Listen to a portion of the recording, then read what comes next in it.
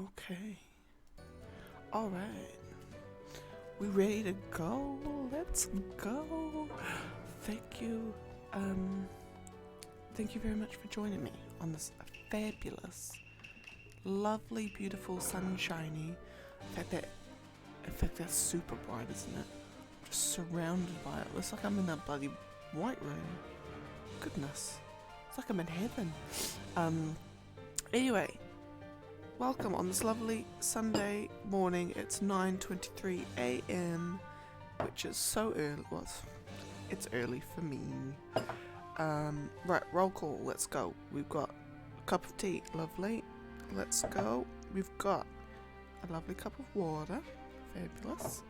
And then we've got a bigger cup, but still full of water. And then no food today, so no ice cream or cereal. It's generally the case when I first wake up. Not particularly hungry. Oh, excuse me. And I've literally woke up like what?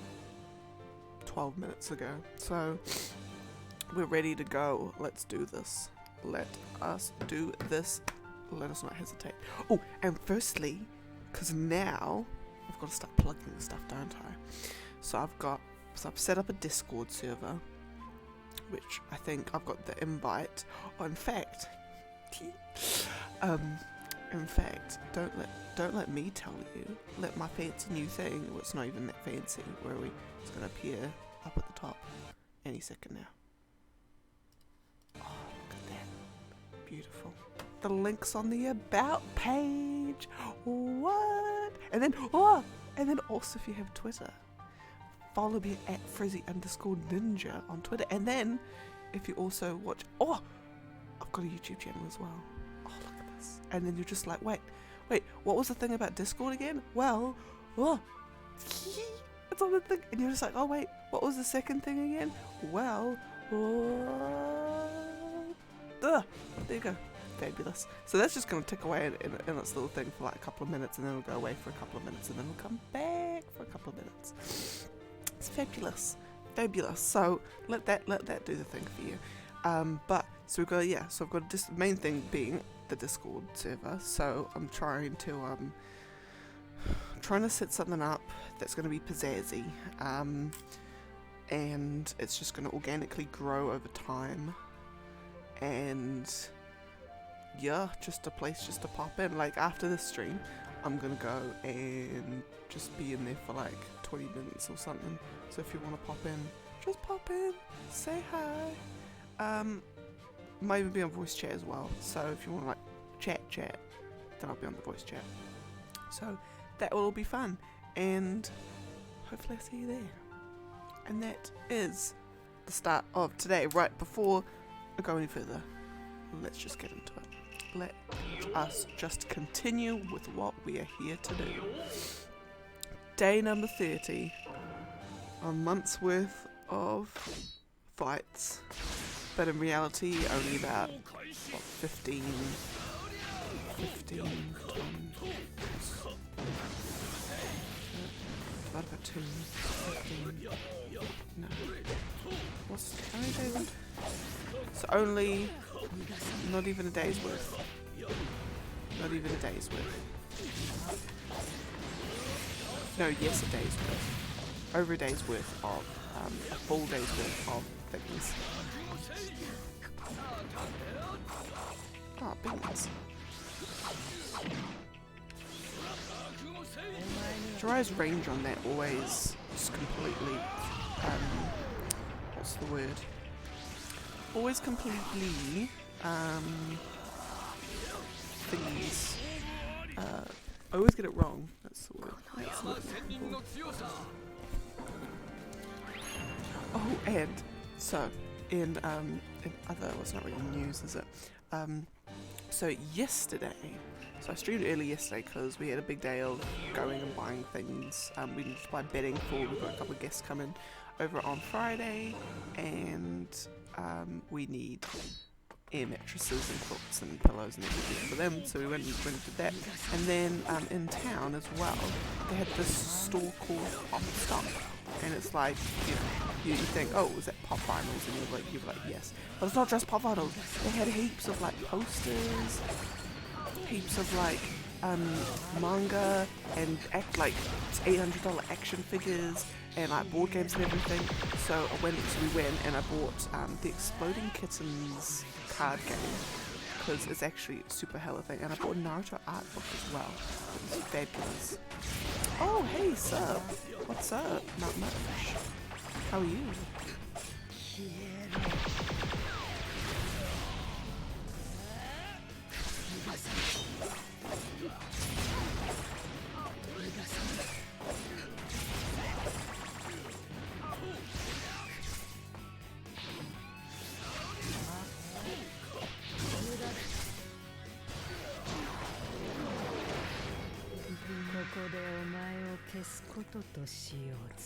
Have you got... Oh wait, no, it's Saturday, isn't it? I'm getting all my days confused. It's Saturday, isn't it? So I was going to say you're going to work. Ugh. You're one of the unlucky ones that needs to work on weekends.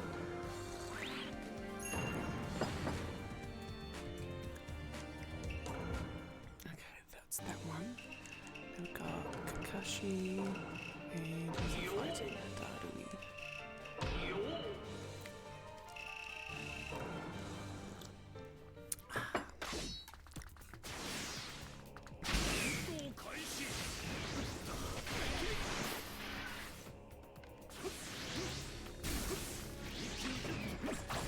So we went to this pop stop yesterday, thinking that we're just going to be getting pop bottles and I think a couple of posters. But ended up getting this Exploding Kittens game, and ended up getting a Naruto art book. It's just only like it's not a super handy one, but it's just like a nice. It was only like $44. So it wasn't actually that expensive either. But it was such a fabulous story. It was one of those things that's like, you know, when they have those competitions, like you have 30 minutes to spend $10,000. Can you do it? Because if you don't do it in time, then you don't get anything. And if you do it in time, then you get everything that you grabbed in your shop account. And I'm just like, $10,000 at a place like that with like all those like $800 action figures, all the like cool board games and figures and merch and manga books and everything. I'm just like, $10,000. I could probably, I'll probably have enough stuff by the time you even finish your sentence. Well, like it's just one of those stores. I'm just like, I just love that I have one of those stores well, I say near where we live, but it's like 20 minutes away from where we live. But still we hadn't found a store in our city like that before yesterday. So I'm just damn happy that such a shop exists, and hopefully it's a permanent structure. It's not there. It's not there for. It's not was like a literally a pop up.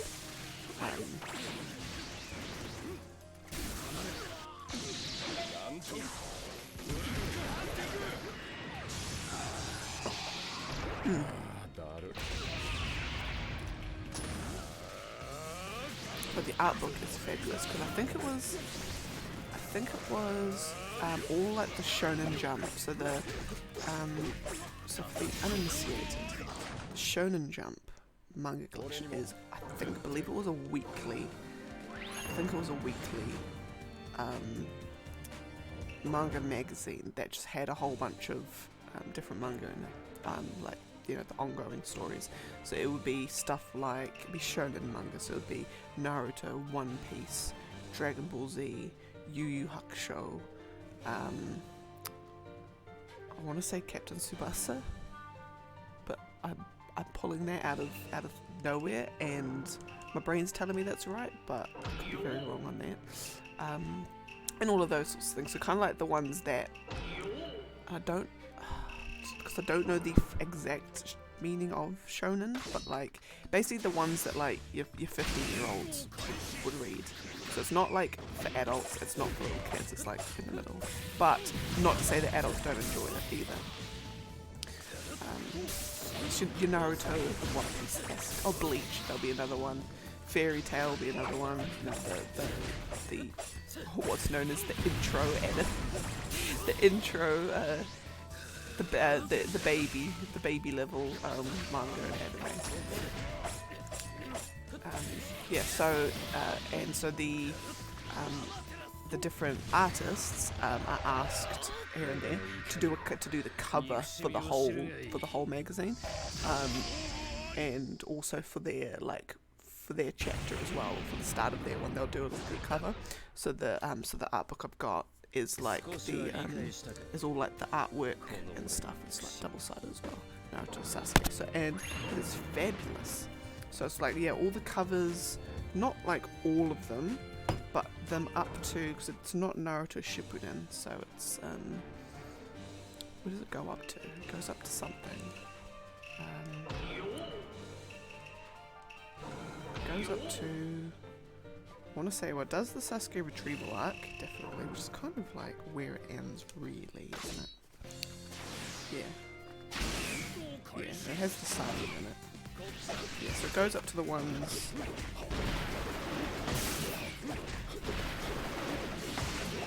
Oh yeah, up to 2004. Because that's the other thing that people don't realise, is that the first Naruto, like Naruto as a character, first appeared in 1999 in a one-off serial, and then he has like the Naruto like as we know it. That his first issue was in 2001. So it's an old anime. Naruto Shippuden first started in, I think it's 2007. Yeah, so Naruto Shippuden's been like, it's like 15 years strong. You know, and I suppose all of those ones, Dragon Ball Z's, or Dragon Ball, should I say? It's not just Dragon Ball Z. Dragon Ball, One Piece, Bleach. These are like old anime and manga. It just shows how they stand the test of time. You know, there's only like some Western cartoons, Western children/teen franchises that stand the test of time like that, such as SpongeBob, which is by far and no one can tell me otherwise, in terms of like Western cartoons, TV shows, whatever, SpongeBob is, and more specifically like classic SpongeBob, like the episodes that everyone knows, like the Fry Cook games,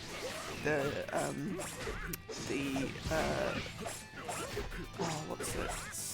Oh, can't remember the name, but like he was number one. Like all of those sorts of things are just absolute peak, just intelligence and creativity and humor and just it's just fabulous. Like I know a lot of people who are like, ugh, SpongeBob, that was so dumb. But I'm sorry, like if you actually watching it as you grow older, you would just appreciate the intelligence of the writing so much more. Anyway, I won't go off on this big tangent about SpongeBob because I could talk about that for hours as well. And in fact, the new game that's coming out sometime, it'll be probably next year sometime. What's it, the Cosmic Shake or something? I'm getting that like straight away. I love it. I love SpongeBob. It's fantastic. SpongeBob movie game. I will fight anyone who says that's a bad game, because it is actually a fantastic game. Just your classic platformer, just beautiful, gorgeous, amazing. Yeah. Anyway, back to Naruto. So, yeah, it's really interesting because they had like they've got, you know, the first section is all the actual artwork, all the covers, and then it goes through Kishimoto's. Kind of like he just like has like a little comment about, like a little paragraph about each one, you know, his thought process, why he did that particular composition, all those sorts of things. It's really interesting. Like he did some ones because he really wanted there to be a symmetry. There's one of like Tsunade lying down and on a sofa, and Naruto just striking pose, and he's like, yeah, and he's like, I couldn't think of, like, I needed to do something with Tsunade, but I couldn't think of what I wanted to do with her in this particular cover. So I'm just like, oh, you know, like what kind of like as like a last resort, I tend to just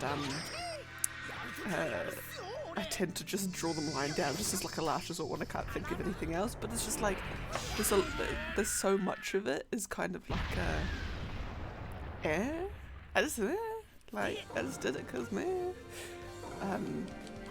not to say that there's no effort put into it. There's effort put into every single line, but in terms of like the thinking behind it, sometimes an artwork just isn't as deep as everyone would hope that it was. Sometimes it's literally just because it's the easiest thing to do, or whatever. And I just love it. It grounds it. It makes it so like, you know, these manga artists really are. They are people. No, and at the end of the day, it would be awful to be, you know, the kind of stuff that a manga artist has to do.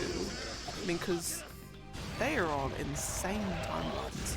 Because the thing is, like, a lot of these people are the writers and the storytellers, you know, the writers and the artists as well. So they have to come up with the story and draw it all at the same time, sometimes even within a week. You need, like I'm sorry, Mr. Kishimoto or Mr. Kubo or whatever, I need the next issue, like now. I need, like, the next issue's coming out in 5 days. Like, you need to draw me 20 pages.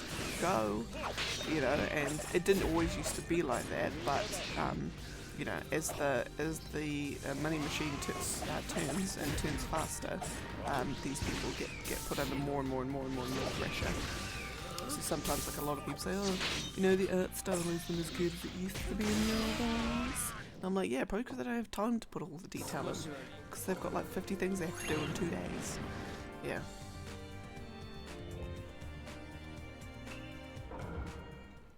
Right, next is Second Tsuchikage again.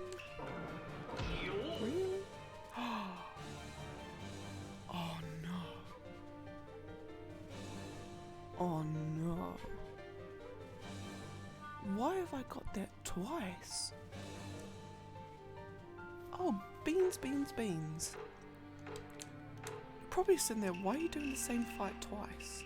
And I was probably thinking that to myself as well, but not picking up.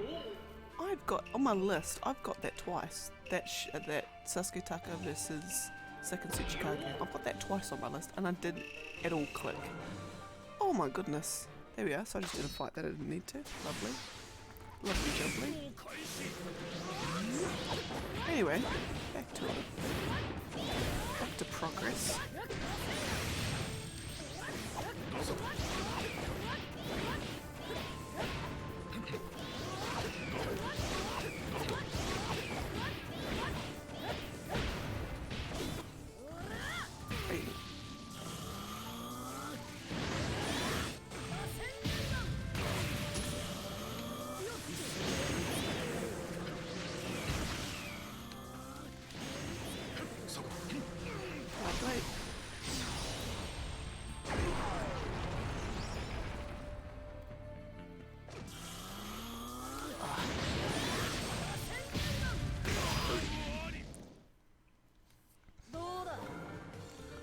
Yeah, so this artwork is fabulous. It's absolutely fabulous. Oh no, beans. My control's disconnected. Come on, connect back up. You got it. You got it. Connect back up, please. Thank you. It's like a tender child. Fickle. Oh my goodness, bro. Connect up, please. Thank you. I would like to get through a good number of fights today, and I don't know the control. I have an absolute meltdown while I'm trying to do that.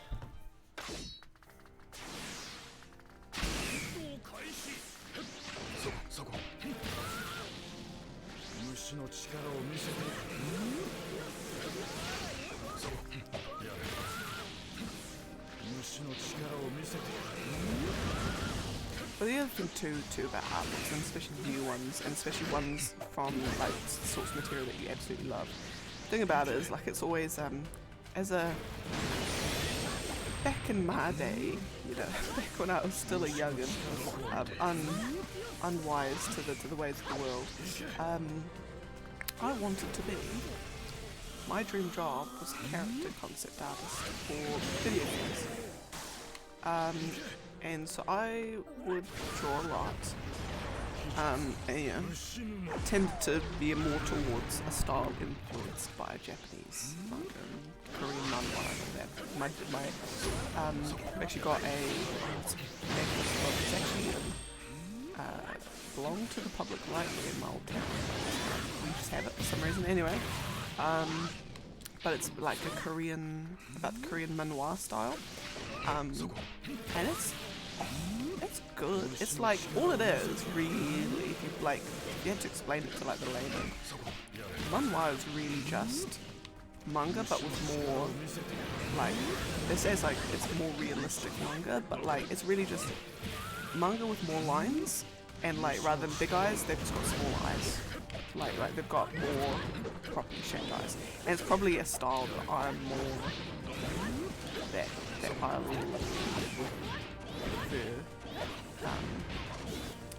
That I prefer writing, but it is very similar to manga. And they've got more Asian looking faces, Eastern faces. Anyway, yeah, but there's nothing. So that was like my dream, is to be a character concept artist. Now I'm an IT consultant, but you know, that's just what happens in life. You go one direction and then whoop, I've suddenly ended up over here instead. But hey, I do love my job. Oh, Beans, not the one. Oh my goodness, it is too early in the morning for me today. And I've kind of I haven't been drawing as much as I should be in the last few years, and my drawing skill suffered for it heavily. But there's nothing like an art book, a good art book, to just renew that inspiration to draw and be like, you know what?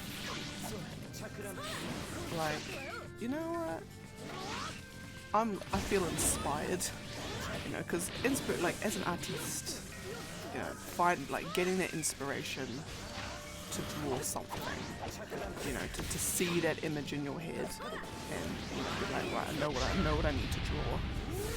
It's when you don't have it, it's awful.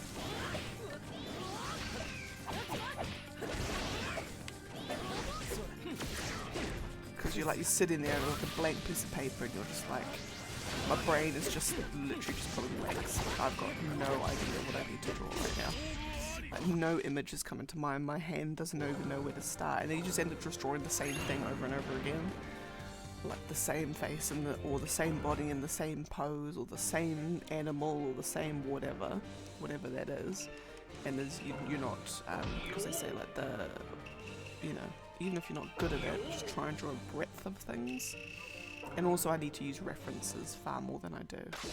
I try and draw everything just by memory, but it never looks good. And then it always just ends up doing the same thing over and over again.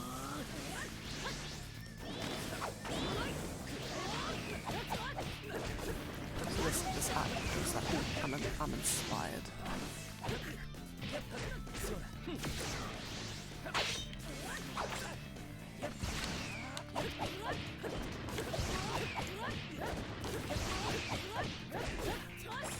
Chakra before I need chakra before he starts to do his little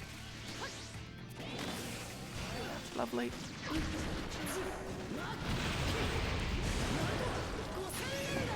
Because some of these, there's one picture in particular that I love.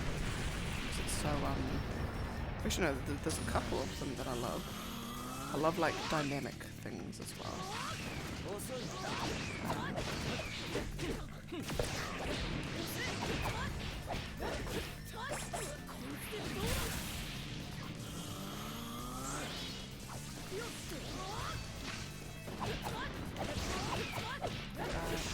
Lovely. Where is it? Looks fabulous.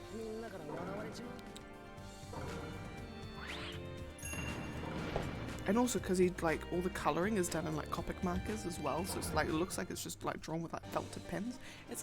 I love it. It looks really nice. So I'm like, oh, do I want to get a whole like 200? Because I think it's got like 300 Copic marker pens, and I'm like, oh, maybe. Because there's always the belief that like if your tools exactly match the artist that you like, using the exact same pens, the exact same digital art software, the exact same paper, everything, magically your skill is just gonna be like it's just all gonna click. It's always the belief, and it's never as quite the same. But where is this particular piece?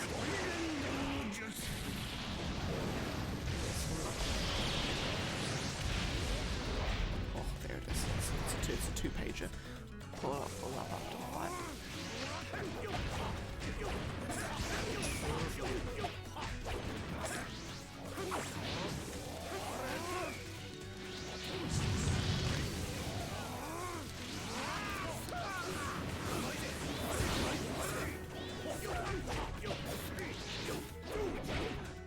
Damn, God.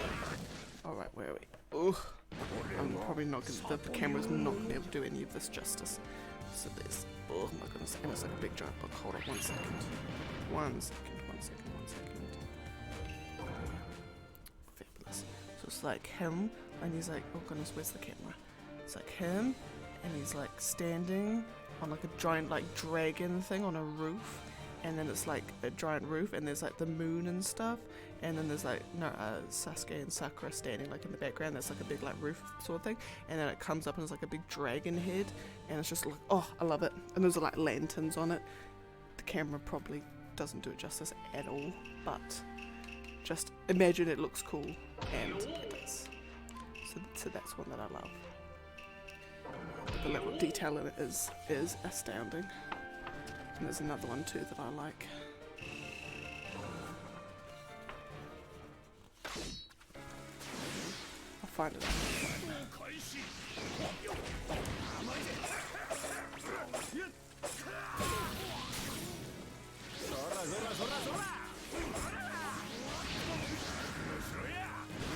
Oh, look at that. Fabulous.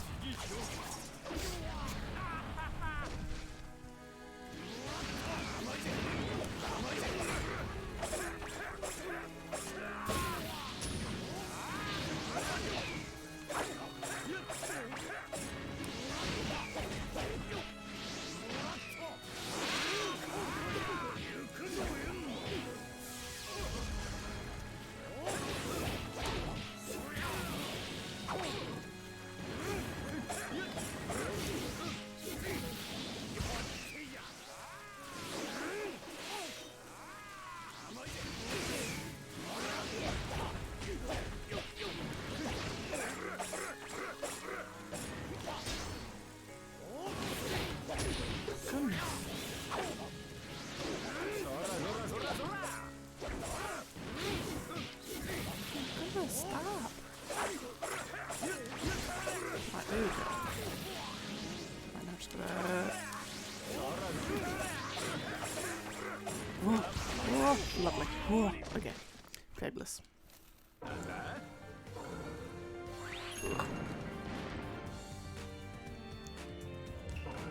Right, and now I'm just gonna update my list. Where are we? Naruto list. We're number 35. Fabulous. Bring up that list there. Boom. So now we're at Itachi Reanimation and 4th Kazekage.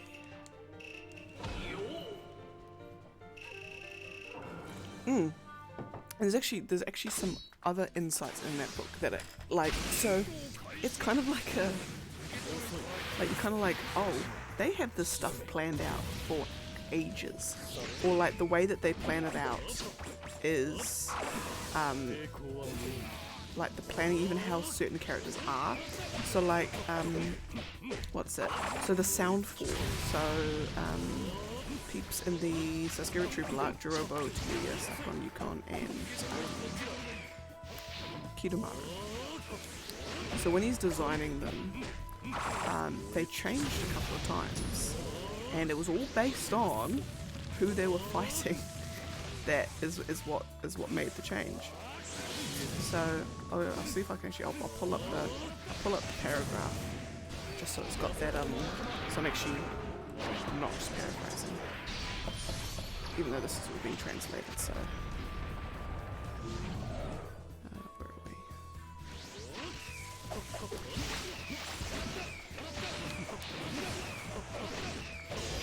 Wait.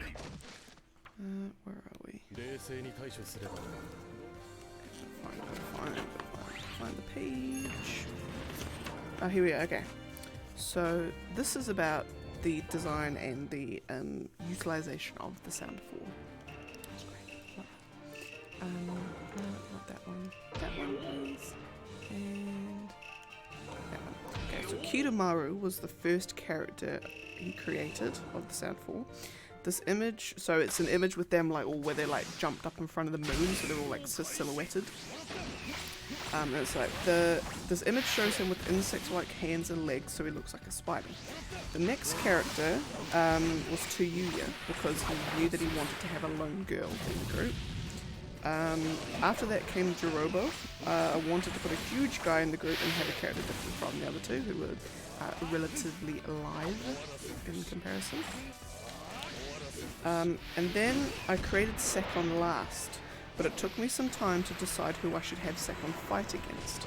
In the end, I imagined a 2-on-2 battle with Kiba and Akamaru, and I and combined the Sekon and Yukon twins into one person. So originally, Sekon and Yukon were going to be 2 individual people.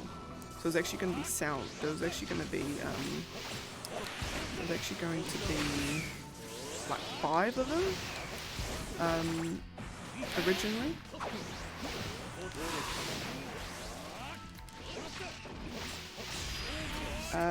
So yeah, when I combine the Sekon and Yukon twins into one person, when I create adversary characters, so like, you know, the villains of the story, the Sound 4, Orochimaru, probably Kabuto, who else?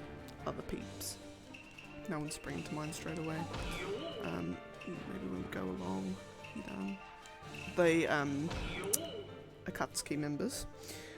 When I create adversary characters, I keep in mind who and how they fight to make the battles interesting.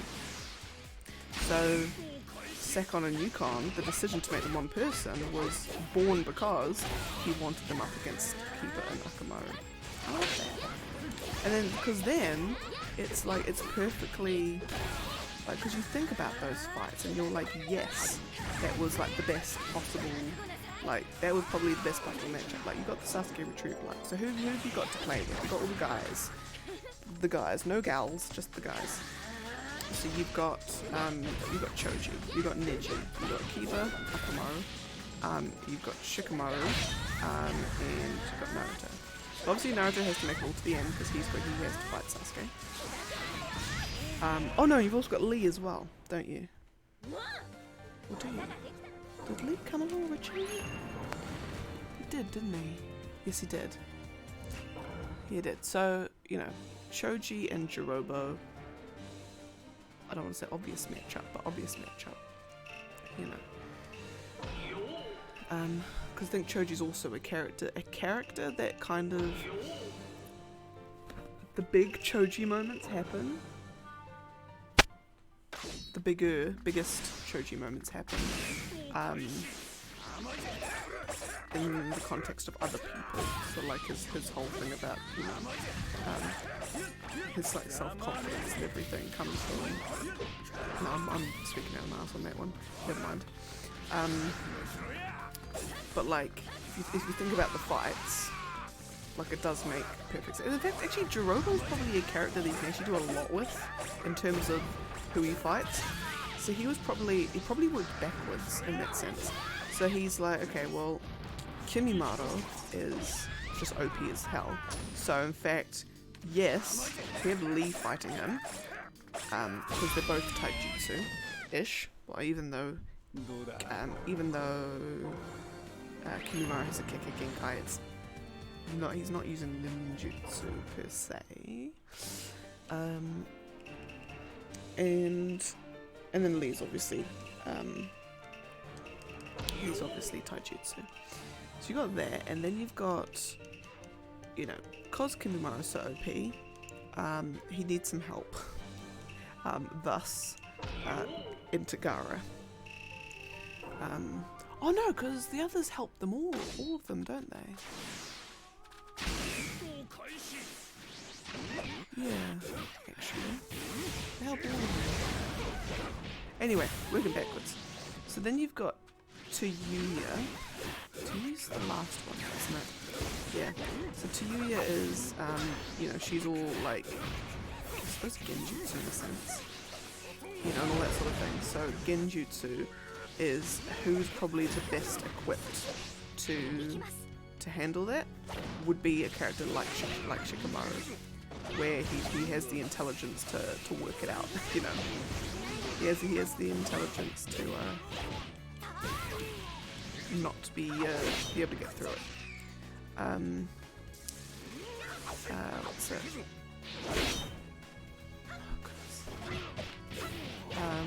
So then you've got Kidomaru, who's all like, no, second on Yukon we know with Kiba and Akamaru. And then you've got Kidomaru, who's a bit slippery, loves running around the place, is not like a brute force stand and fight kind of guy. So we'll chuck him in Neji, because Neji, you know, he's jumping all around the place, Neji's not behind him. And then that whole really good point with the Byakugan's blind spot being the final, being the direct one right in the back of his head. That's, you know, that makes that, and then Kidomaru is able to exploit that as well. And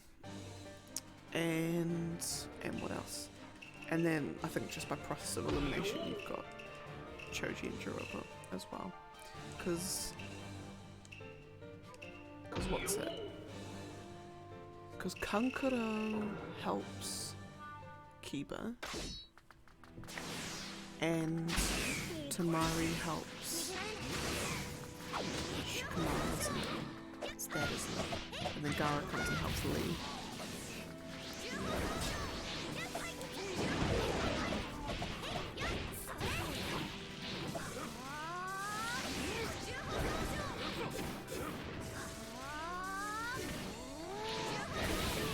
There we go, that gives me some breathing room.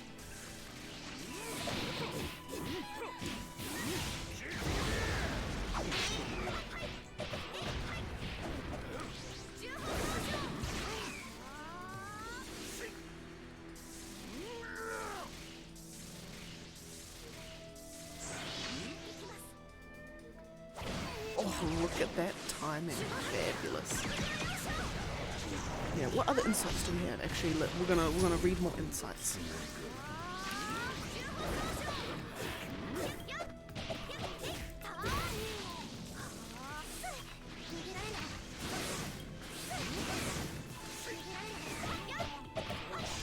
Right, more insights, and I'll do less about the art, like the artwork insights, and more like the character insights. Please.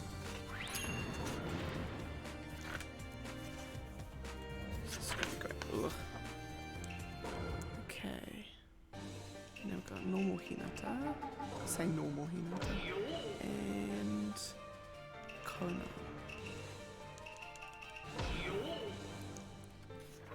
Okay.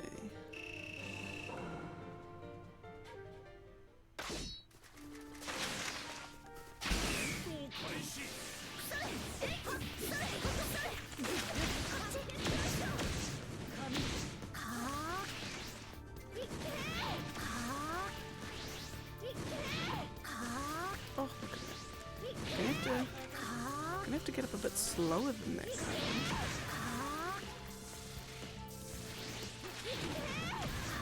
Look at this.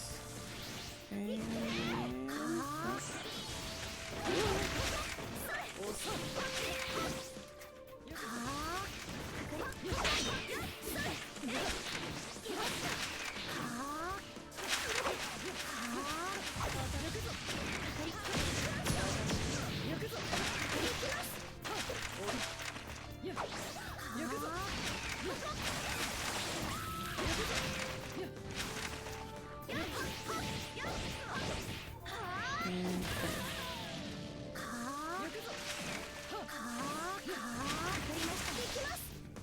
Fabulous. Okay. What else we got? So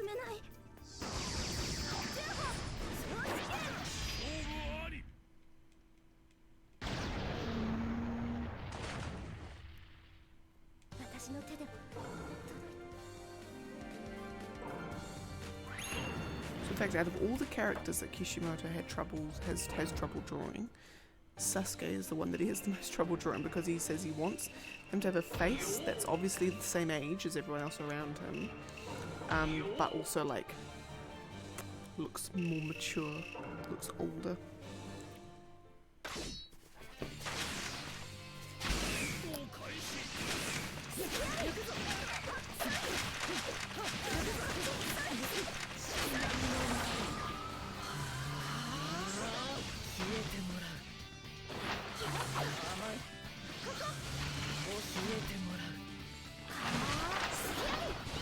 Fabulous.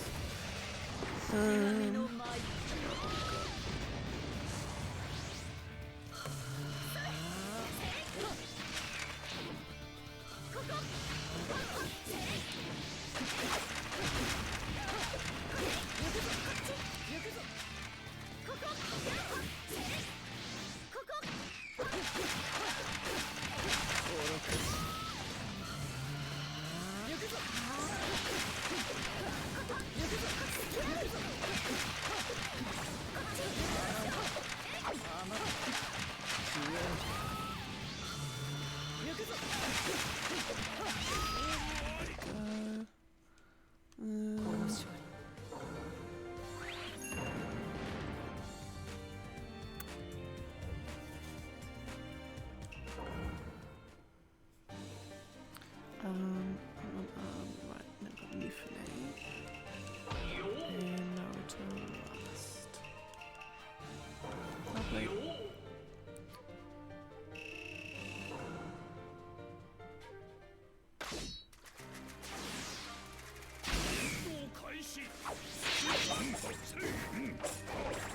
Oh, okay. Here's an insight. Pakun, being the lead, like ninja dog for Kakashi. He is a pug because Kishimoto thinks pugs are cute. Isn't that just great? Isn't that just fabulous? This.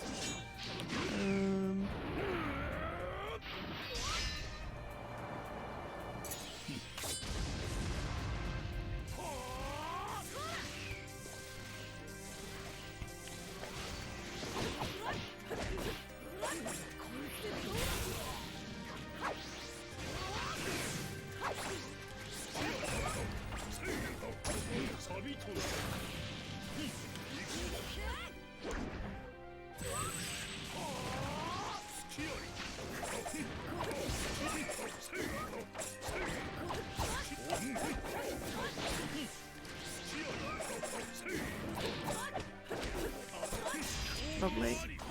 In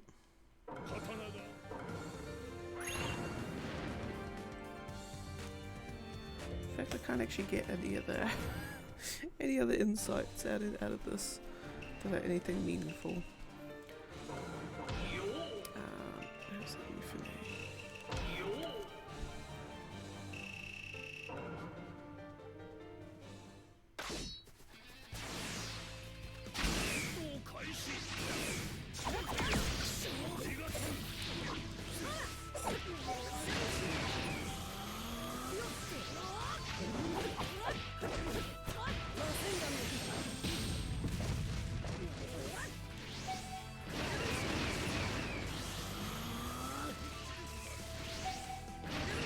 Just trying to think what the use of that jutsu is. Why does he send so many out when literally none of them are like... when only one of them actually ever hits?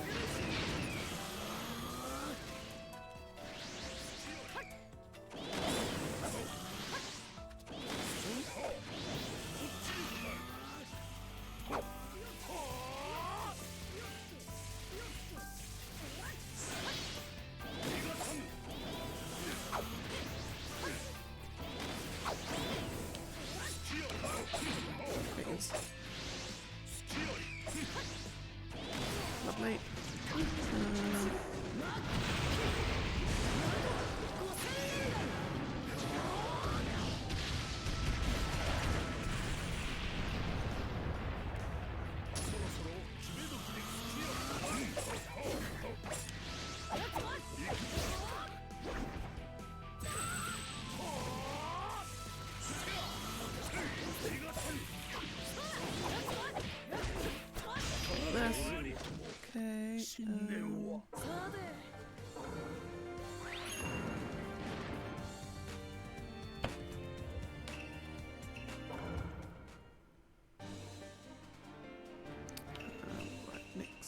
is. We've done that one. So now we're young Shikamaru and young Neji.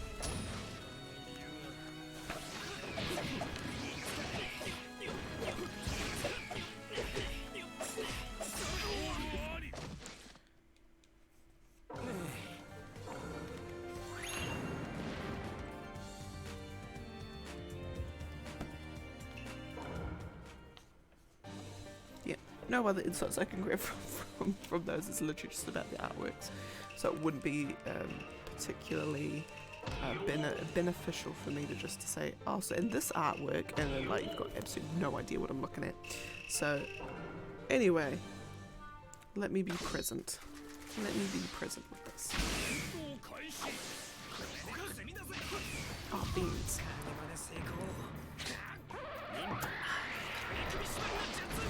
Oh yeah, so I've become addicted to another game, and I'm so ashamed that I'm addicted to it, but I am.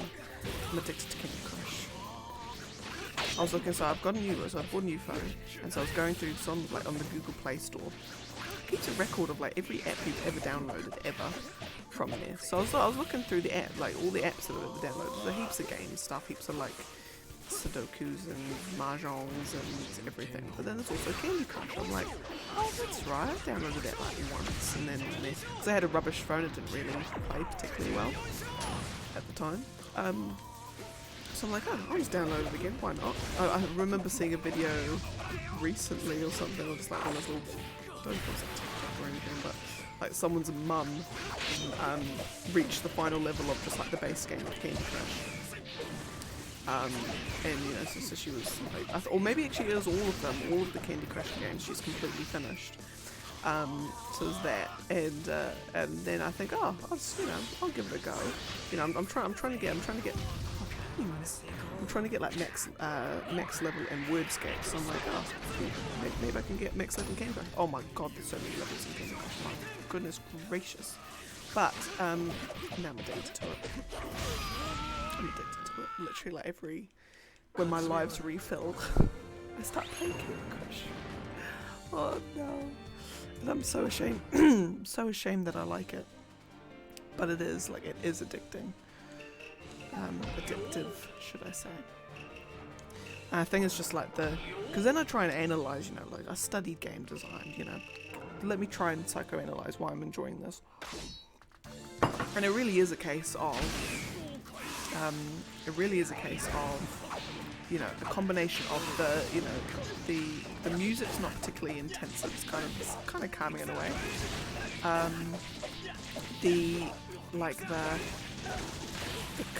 The vibrant colors, the feedback. Every time you make a move, you know, it does this cool little thing, and then just the nature of the game is that it's very easy to get a lot of combos. Like really easy to get a lot of combos. And so you make one move, and you just see you see the knock-on effect it has, and you're like, oh my god, that was such an amazing combo. I'm so smart. And then you know you just watch that happen. And it kind of just, it just snowballs from there, and you just, you know, the fact that there's so many levels where you're so close to doing it. If I just did it one more time, then I'll get it, which is the case. There's been levels I've retried like 20 times, and I've only got them on the 20th time by pure sheer luck, more than anything else. Like literally pure sheer luck.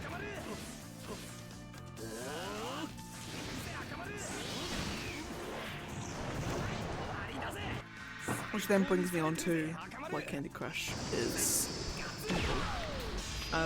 The amount of obstacles to your progression is insane. It is the complete apotheosis of a Facebook game. Like, my good gracious. You've got 5 lives, and your lives only refill every 30 minutes. So if you run out of lives, to get full lives again, you need to wait 2.5 hours. So that's one. So you can't just keep retrying a level over and over and over and over and over again. You have to, you've got to wait, which is fine. That's standard for Facebook games, Then there's the power-ups. So you only have a set amount of power-ups. You can get more, organically-ish, but then you have to buy more if you want more. You get these gold bars or something if you finish a level on the first try. Your piggy bank fills up, so I've got 30 gold bars, and I will forever only have 30 gold bars, because my piggy bank is now full, and for me to go get another one, I need to buy another piggy bank. I need to spend $5 or $4.99 to upgrade my piggy bank and get more gold bars. But I've got 30 gold bars sitting in my bank, and I can't do anything with them at all. Like, I don't know how I'm supposed to use my 30 gold bars. And I'm like, is there something I'm missing? Is there like a way to use these that I'm not aware of? Because you use gold bars to, get more lives and things. And it's just all like continue when you retry a level. This is evil.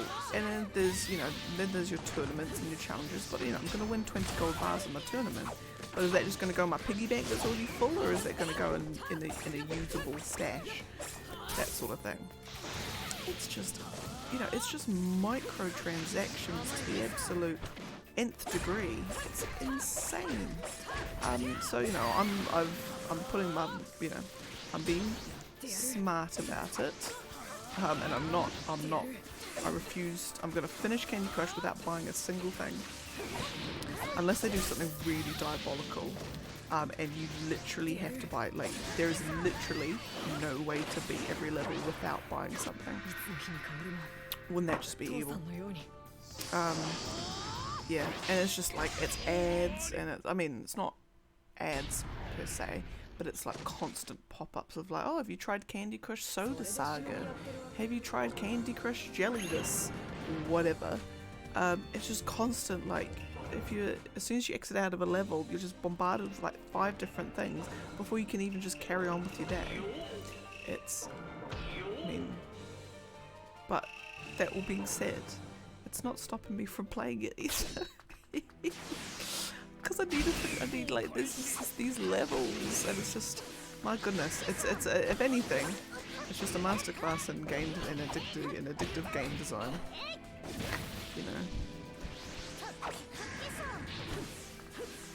It's like the bright colours, it's the the cheery atmosphere, it's all of that sort of stuff. Goodness. Right, Hanabi, you're gonna give me grief again, trying to get any ultimate jutsu out of you, most likely.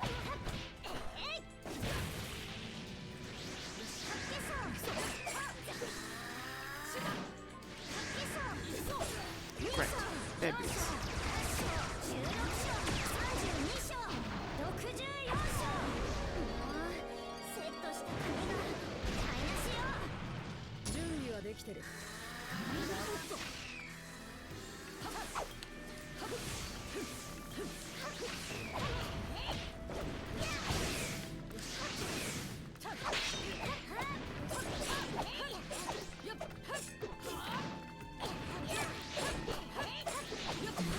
Doing our own, just like, so there's like the whole combos where like 2 people are fighting and they're just like tens, like a meter away from each other, not making contact at all. It's just like that. Alright. I think her damage comes from her melee combos, I believe. Possibly. Okay. Now we've got Tobirama. No, Tobirama. And who's he fighting? Third Raikage.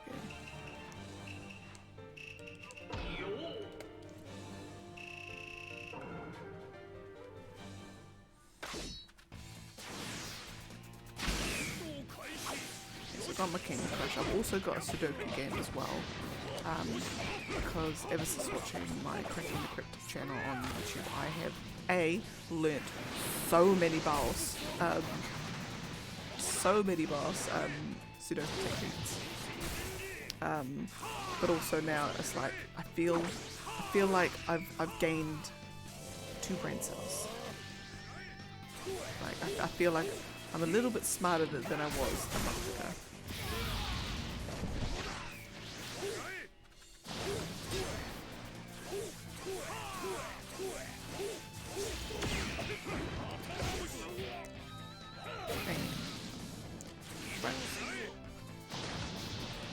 Tobirama, you're gonna really have to try to get Jutsu Ultimate out, please.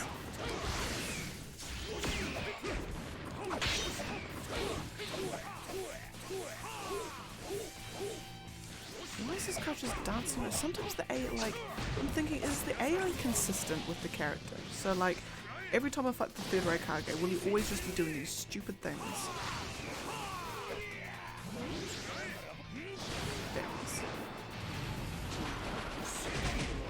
Or is it just like the AI just has a play style and it just randomly picks a play style every time you play as a character? Or every, like, you know, every fight you do, it's just randomly assigned. Right, today is going to be the jumping day, or the like right trigger, left trigger, just dancing, spinning around all over the place. Or is today going to be the soccer ball day, where I'm just going to use my tilt B move. Or is today going to be, I'm going to trick you, I'm going to lure you in I'm going to lure you into using all your substitutions and then you go for the kill. It just feels like some fights is just insane.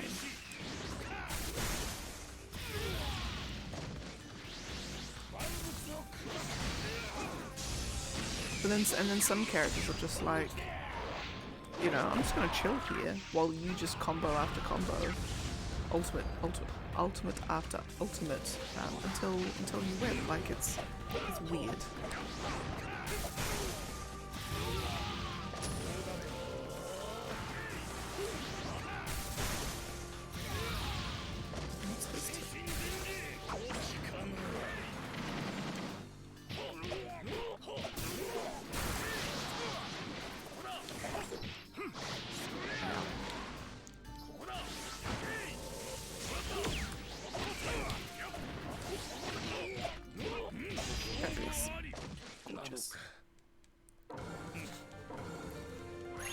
Oh yeah, so I was thinking about the games I'll be playing while I wait for other games to come out. And what's it? What am I gonna say? That's right. So I was gonna play Ys 9 again. I want to platinum it. I really, really do. And I was having an absolute meltdown because I'd missed a trophy on my first playthrough that I was trying to get, and I missed it because of one monster that I did not beat, and so I didn't complete the bestiary. And then I was freaking out because I'm like, please don't tell me that my bestiary resets after every, you know, in every playthrough. So then I have to go and do it again because I have to do like a master difficulty, hard difficulty playthrough.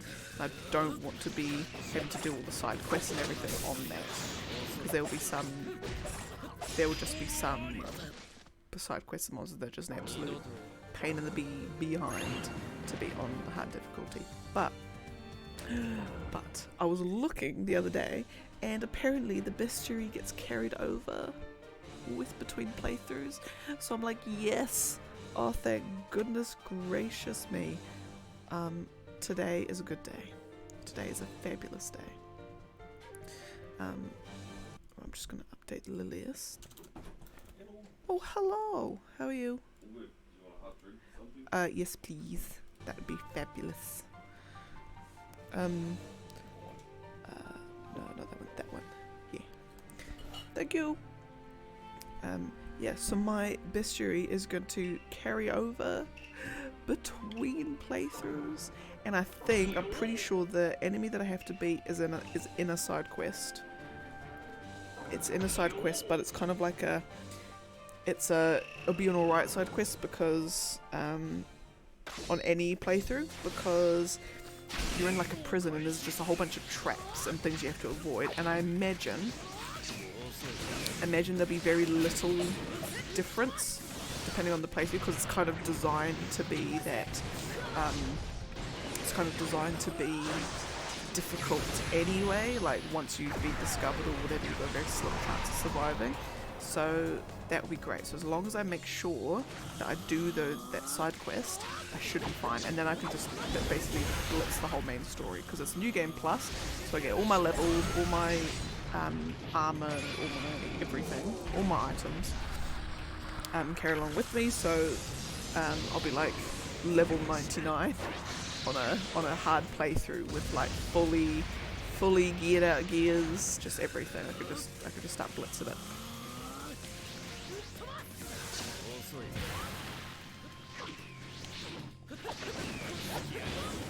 Can I do?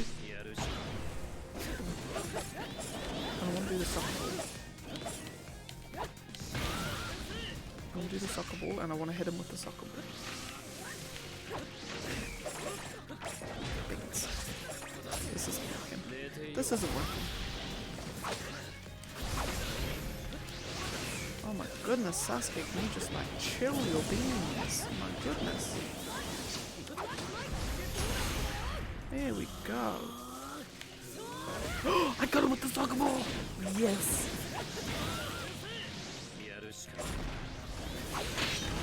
Right, I'm just gonna have to cheese it. Let's go, let's go, let's go, let's go, let's go. Okay, yes. Whoa! Whoa! Yeah, so I was thinking, because after the Escape Academy game on Xbox that I'm playing at the moment, I might do that East 9 playthrough. Or basically just play it to get to platinum it, I think. Excuse me. Oh my goodness. Yeah, I think that's what I'm gonna do. Because then after Speedman, I'm gonna do Outer Wilds. So then yes, that leaves my Saturdays. I'll do East 9 playthroughs. Because I think I've got to. I'll have to just carry on with my other playthroughs, with my first playthrough, I think. Make sure I've got to level 99, make sure I've got all the treasure chests and everything, and then basically get myself ready and then do my final playthrough. My final playthrough on the hardest difficulty.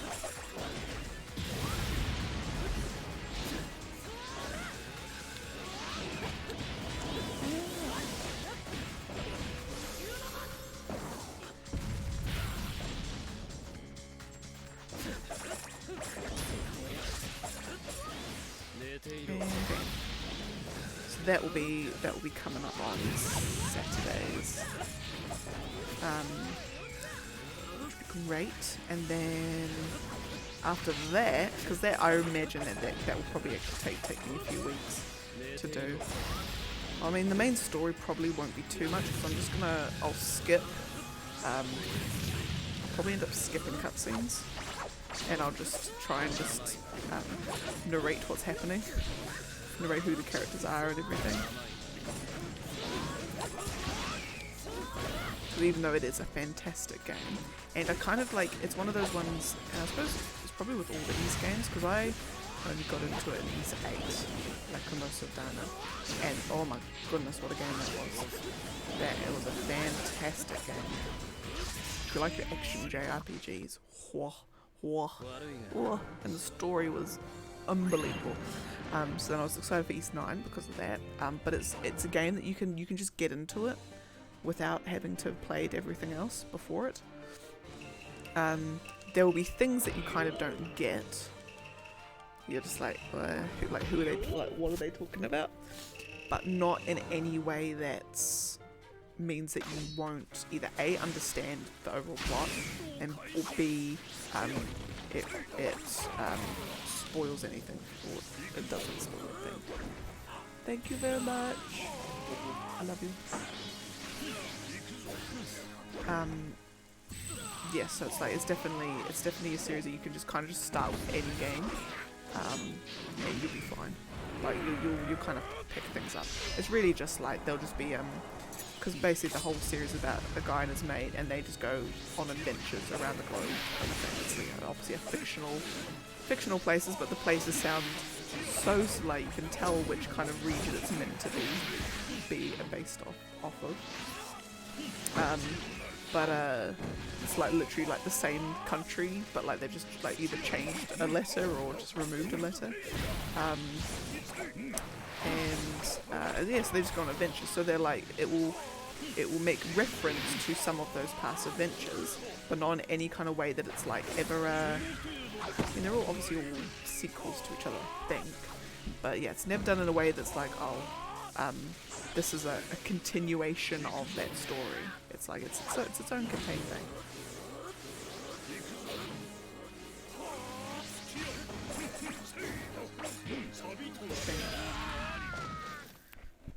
Yeah, so I'll probably do like a full playthrough there on hard difficulty and just narrate what's happening to the best of my ability, to the best of what I can remember.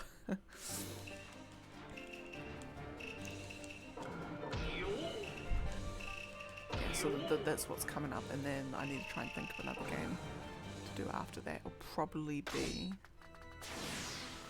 I've got Final Fantasy 4 on Steam. Might even play that.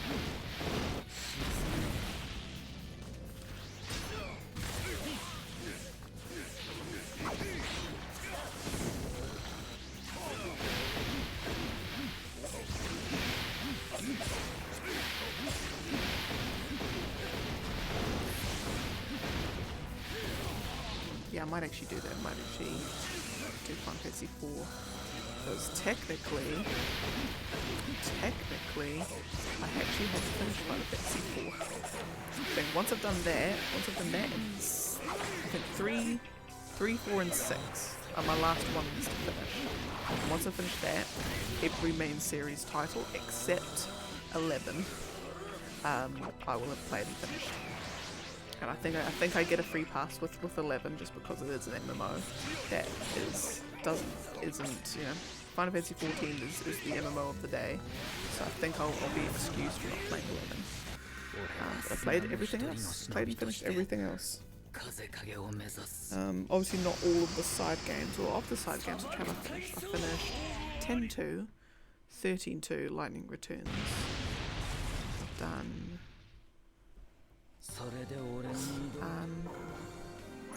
actually the 7 compilation I haven't done either. I've only watched the movie. Oh my goodness. Okay, right, next is we've got Danzo and Yamtente. Look, man! My little thingy. It's my little thingy's up there!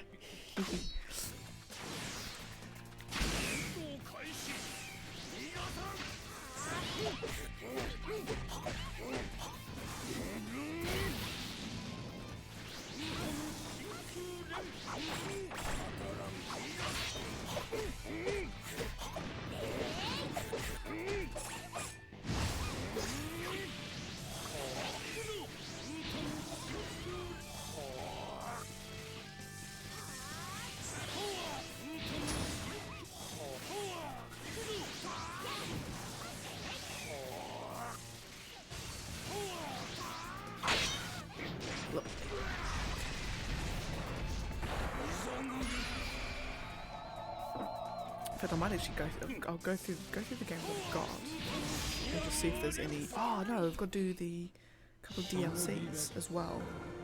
Do Valhalla the last Valhalla DLC. That's right, I've got to do that.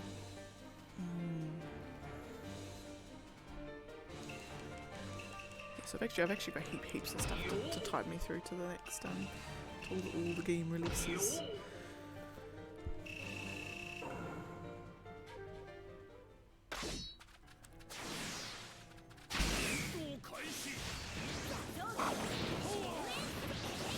TV. I think it's 55. Yeah, you'll be able to see on the tape measure.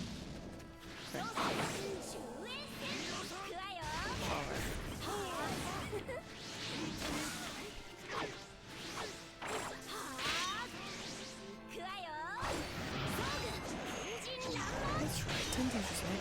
rubbish kit because her long range stuff is only great if your opponent doesn't block or just use substitution. Just completely circumvent it, so it's just absolute nightmare.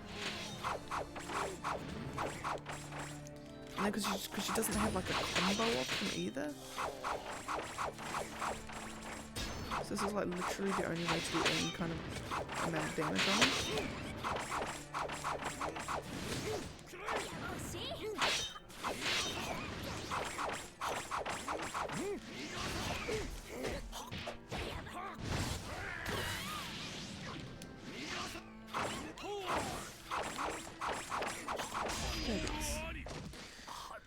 Wasn't too bad, but it could have been better.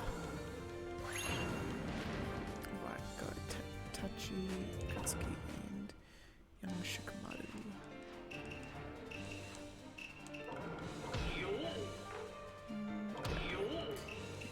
Young Shikamaru. Fabulous.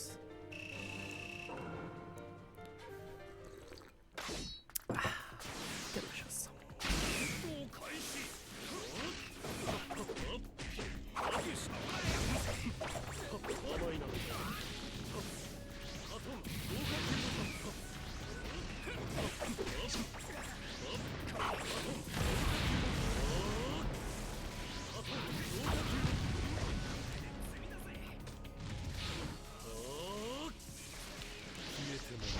Oh, look at that time.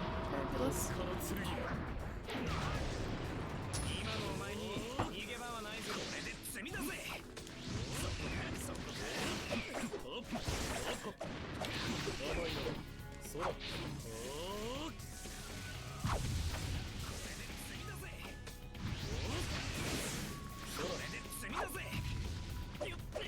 I love how they've made like the floating kunai on those like balloon things. I love how they've made that just like a generic ninja tool that you can buy, because that's literally only ever been, well, as far as I know of, it's only actually ever been used by Shikamaru in his fight against Tamari, and he only used it to be able to manipulate the shadows of the Chunin exam arena. And then they've now just said like, oh screw it, we'll just make an actual like full on ninja tool now. Because the little balloon thing is just meant to be his vest.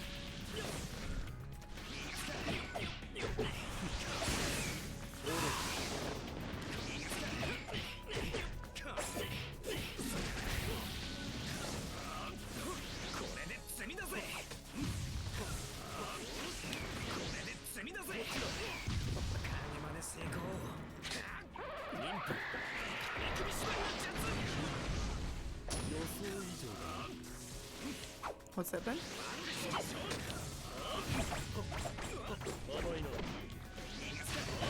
TV. Oh yeah.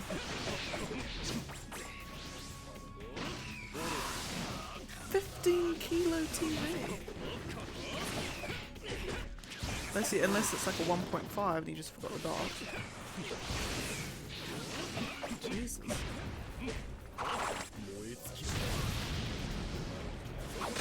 Yeah. Well, even if that wouldn't even be 15 kilos, because I just think of it in 1 kg Subway bags. I created 15 Subway bags. That's 50 kilos. That's heavy ass.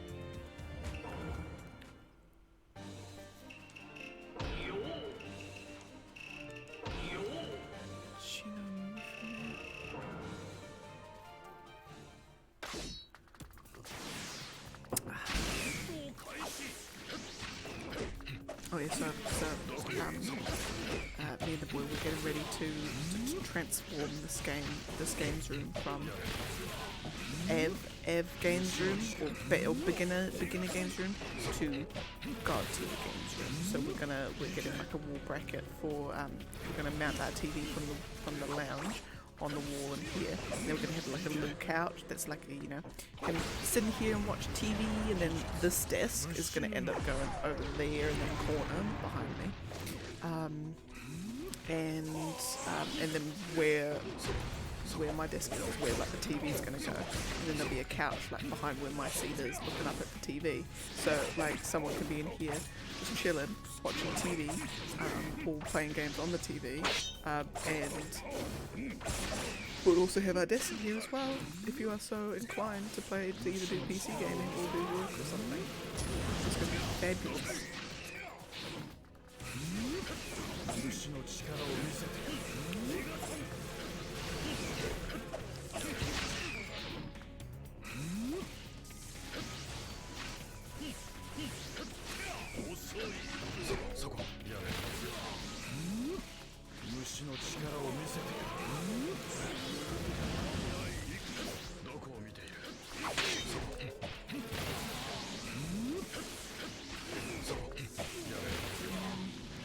And then last one is hopefully, there we go, got it.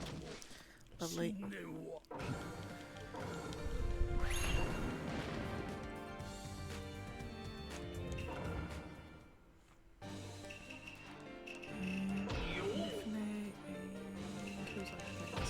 Shino. There's a lot of Mifunes in this.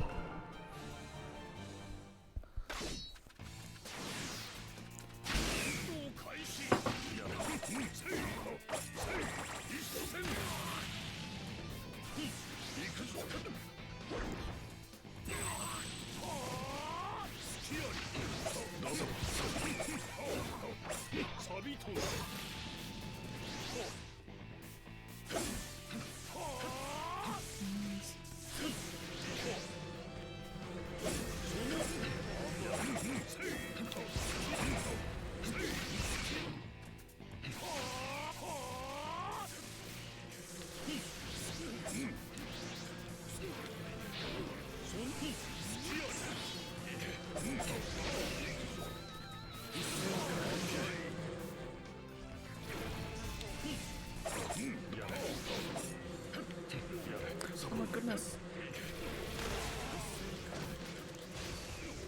Okay, I'm almost thinking of time.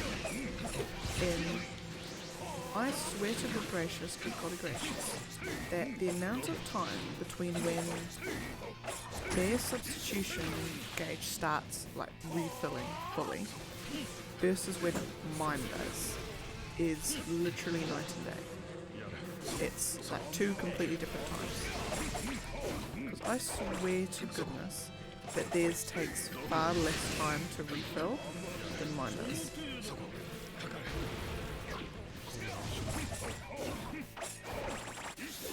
There, lovely.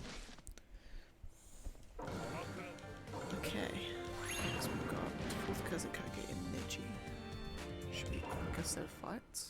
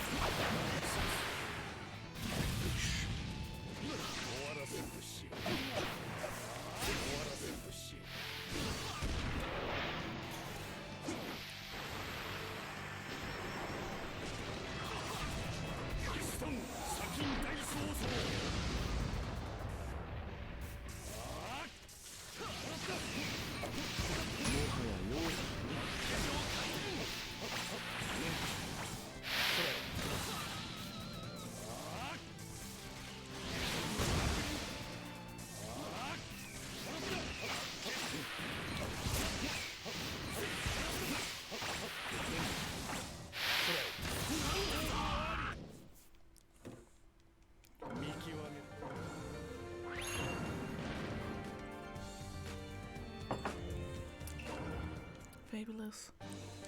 And now, nope, don't want that one. Want that one. Lovely.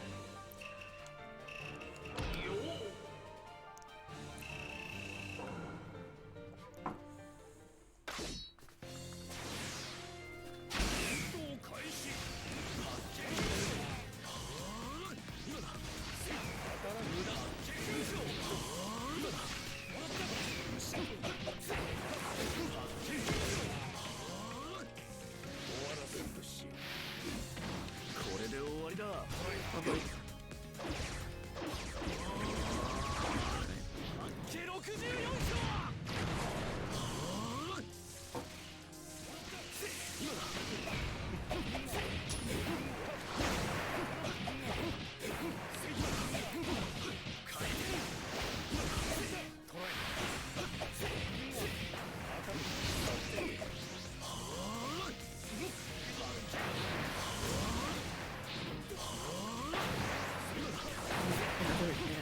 Exciting fucking 60 views-ish. There's what's it the director said, Yoshpi has said, they've gotten testing feedback or something, all like for the entire game up until final boss. So that means I don't know if that's like internally in terms of Square Enix or like they've gotten play testers from elsewhere to play it. That means people have gone through the entire game and they've done all their play testing and they've now got all the feedback up until the final boss to then be able to make the game fabulous. I'm very, very excited because that pretty much means that depending on the nature of the feedback, they're almost done. Like they're pretty much in the last stages of the last stages of the game development. Because if it's minor like cosmetic things, if it's change the style of the menu, or which is I'd say depending on what the engine's like, I'd say it's an easy thing to do. You just change it once and it just replicates across the board. Hopefully it's nothing too drastic, like the combat balance is off or anything like that. But I'm just excited that it's just hearing that this game is so close to being out. Yes. Oh goodness. Like I'm actually full on. I'm gonna take time. I'm not gonna take one day. I'm gonna take 2 days off work to play it. I think that's more than enough. Well, no, it's not more than enough time. It's still not enough time. But without going overboard, I think that will do.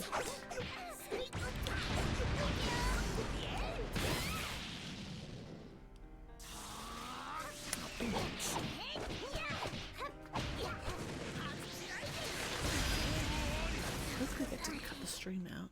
So now I've got to see what the disconnect protection does. Oh, beans. Huh? I keep kicking out the power cable to the keep kicking out the power. Pardon? Yeah. But no, because the internet's cut out again, so I've got to see if it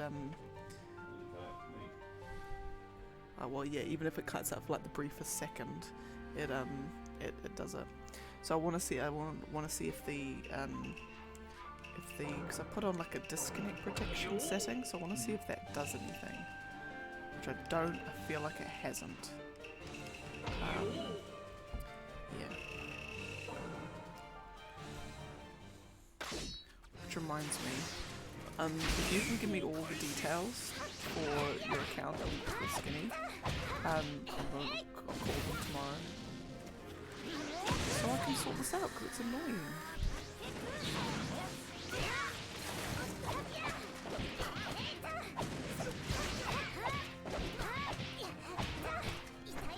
I'd rather the internet doesn't disconnect than it does.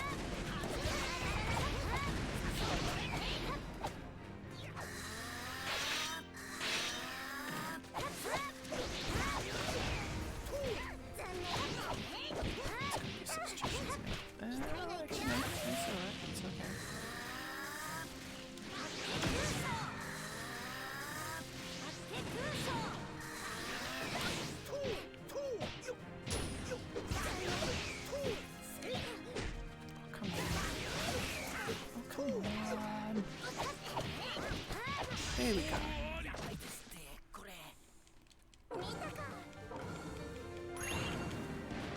Right, I'll put young Shikamaru in and go.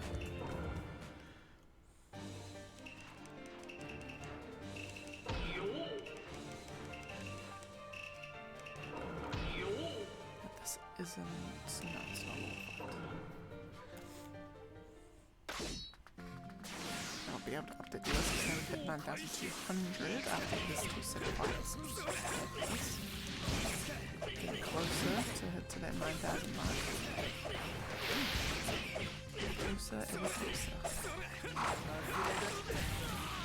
So the rate, after we calculated the rate we've got, we're estimated to hit 0 at day 165. Or day 166. No, day 165. It was scheduled to finish.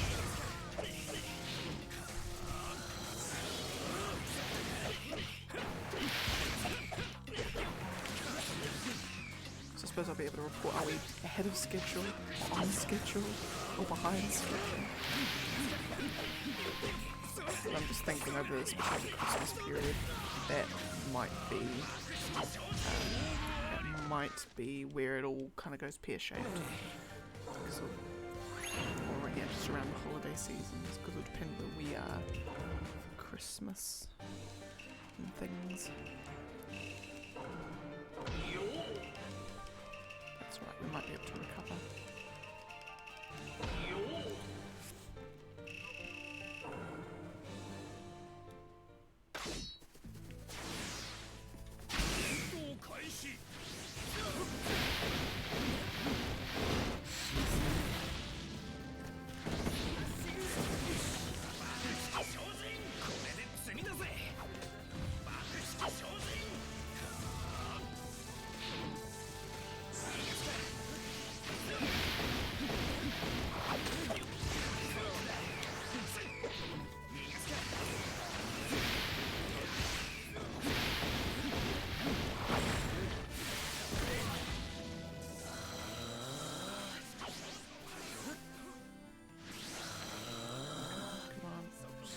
Tradition. There we go.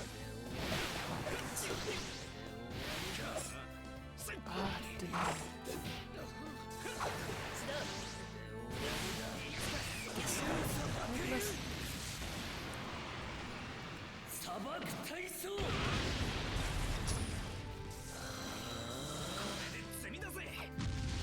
Not today, Mr.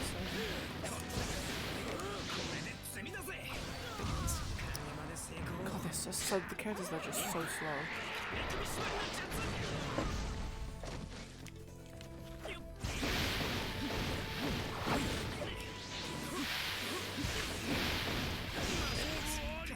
Right. So now we'll update the list.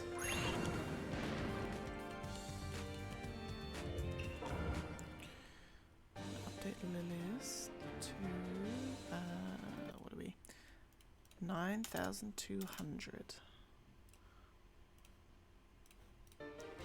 Lovely. So now we've got Tobirama and Kisame.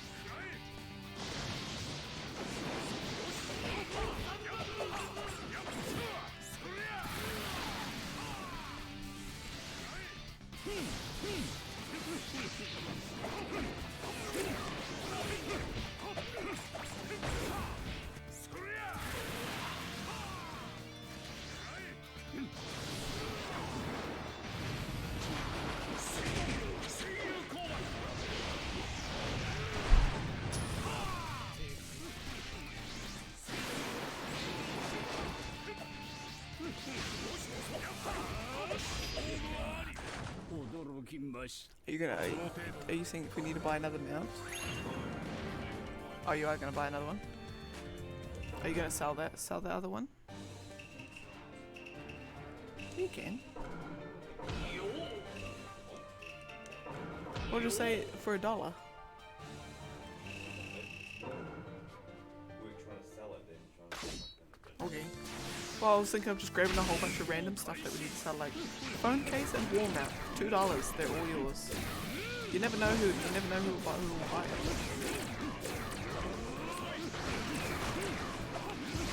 And then let me sell it.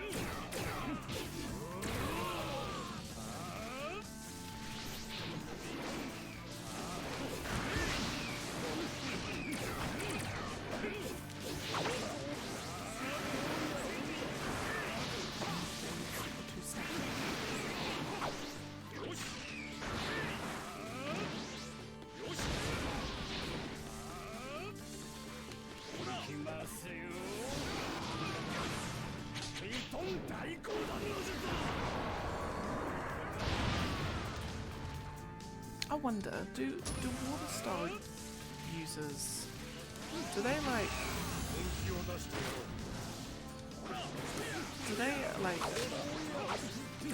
conjure up water just to like drink? Is it what's the thing? Is it fresh water or salt water that they're conjuring up? Or is it just like water that actually has kind of like no like substance to it?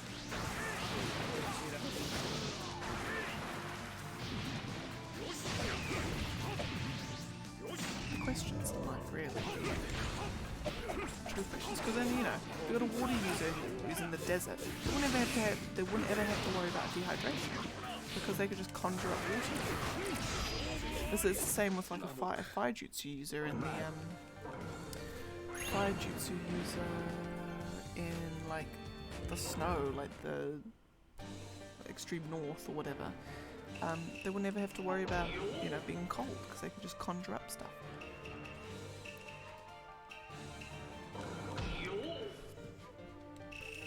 Like does it work exactly like? Does it work exactly like water? You know, water and fire and earth or whatever.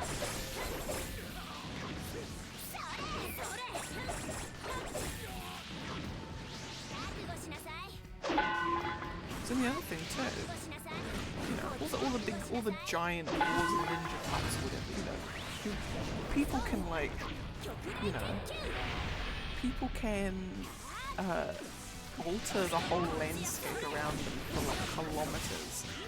You know, is there like a poor person just living in the mountains, and what? That mountain that I'm living in the shadow of has just been completely just like cut in half, and the whole mountaintop is now just going to collapse on this person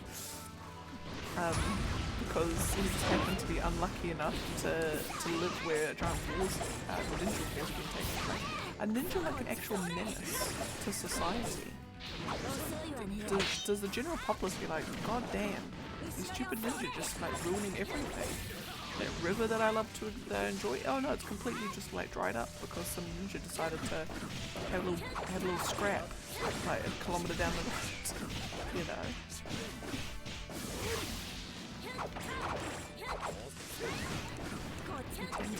Like do anything. Don't do a combo with any kind of meaning and substance.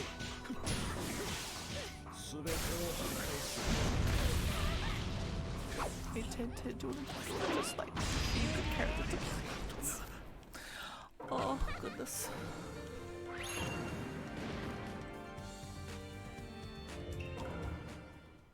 What? No, we'll do that one.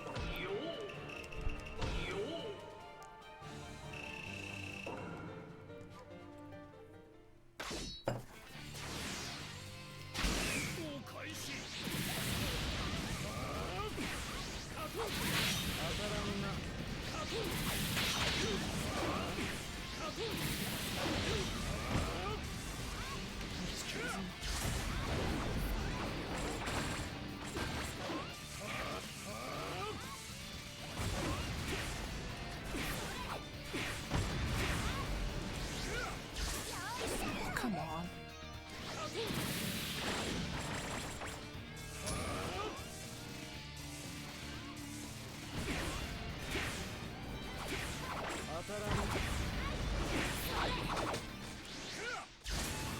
Fabulous.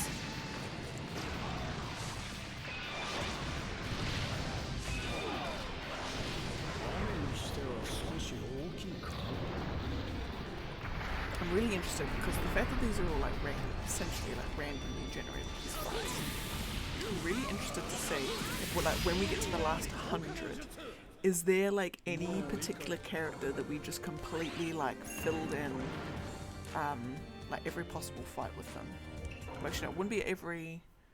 Yeah. Like, is there a character that we don't ever have to play? Oh no, there'll always be. Yeah. Is there any characters that we just won't have to play as for the whole rest of the time? Or will it always be, like, what will be the first character to have that happen, and how many will there be in the last 100 fights? I'm really curious to see, because I'm pretty sure there are like certain characters that I just seem to be playing as all the time, and it's like, that's your Shinos, that's your, what's it? There's one other one that seems to be playing a whole lot as. Let's try to think who it is. Shino and... Is it Tentacles? No. Shinos and... Second Tsuchikage, that's it. I seem to be playing as them a hell of a lot. So I wouldn't be surprised if they're the first, but I would be glad if it was at least like Shino, because I hate like him, Kankuros, and the Tentens can just go and just die.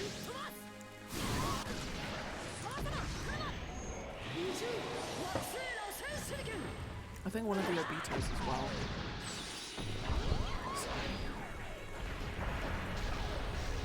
Yeah, and then there's certain characters I hardly ever touch. So that's like your Zabuzas, your Minatos. Hardly ever played as Minato actually. No, think about it. I think I've only played as him like twice ever in this whole thing. He's only ever been in the matchup twice. I'm pretty sure.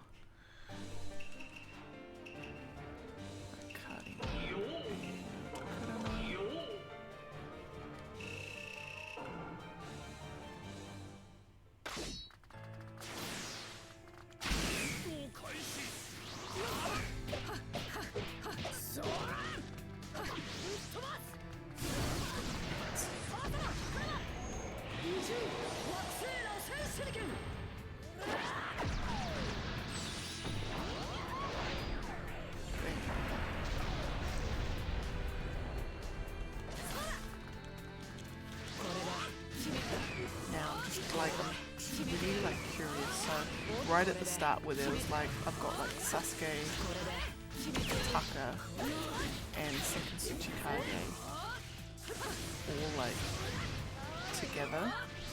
Like I had two lines with those on them, and I could see that like the key, like the cell key that I've used is different on both of them.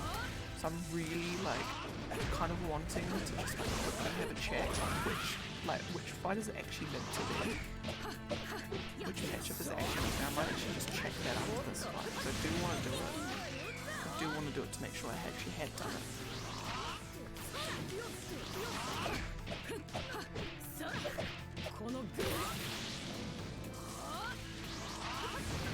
That's my Z. Like I've got AG81 and Z31. And I've got a feeling it's the Z31 one that I haven't got right. Right, in fact, I'm actually just going to quickly do that right now. So I'm going to quickly go into there and I'm going to go GZ31. And who is that meant to be? It's meant to be Jiraiya and young Obito. That's who the fight was meant to be. Don't know why the hell I put Sasuke, Taka and Second Tsuchikage. So in fact we're actually just going to do that right now. And who did I say? Young Obito. Oh wait, yeah no I did finish that matchup, okay.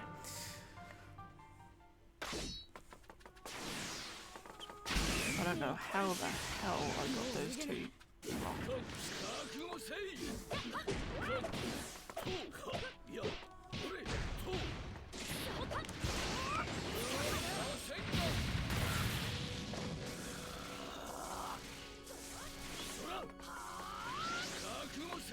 That, oh, God, I keep getting the range on that one. There we go. That's good.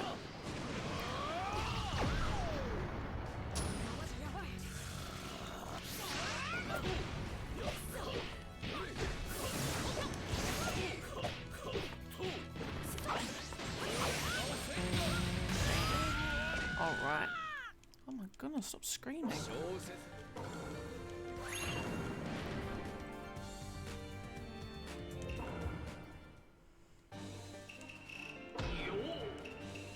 Okay, so the reason why we're getting the wall mount, and we're gonna put the TV in this room, on this wall that I'm facing, and so because the idea that we want for our living room is that it's like no devices, no TVs, no nothing.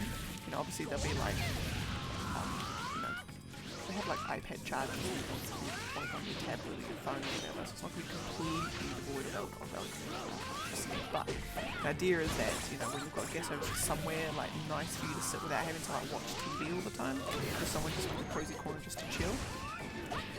So I was thinking, you know, have like my jigsaw puzzle stuff there, have like my cross stitching stuff there. I mean, it would probably really be like a place where I go and chill. I'm also the boy. Because he likes watching TV and chill. Oh, we actually don't even watch TV. We watch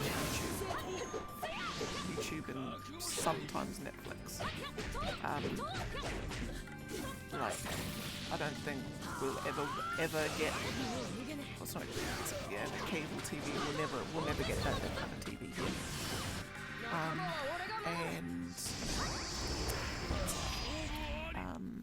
Yeah. So we need basically need ideas on how to make it like a nice, you know, nice little. What?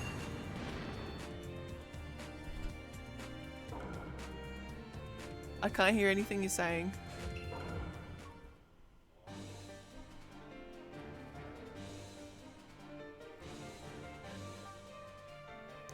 Is he even talking?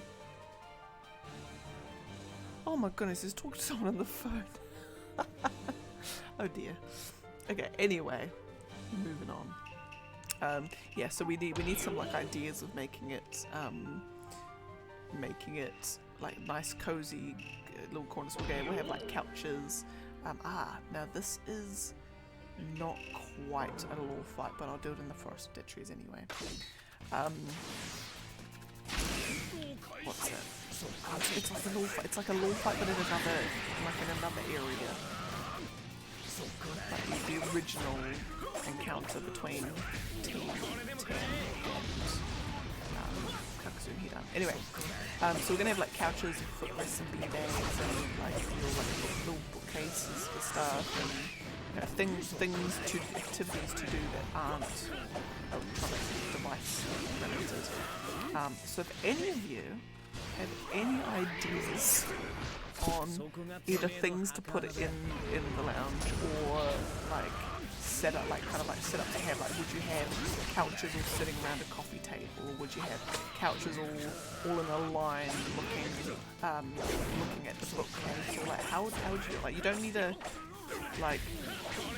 worry about like the layout of the room so like as much, just like what kind of things would you have in like a cozy corner living room, no TV, nothing like that in there. So if any of you have any ideas at all, send them my way, because honestly, once the boys put all like he's really just focused on this room that we're in, that he just wants like the games room to be, you know, the entertainment room to be like pristine and beautiful and amazing. He's not really going to be worrying too much about what becomes of the lounge. That will kind of be my area, or you know, the one that I actually pay attention to or not forget about.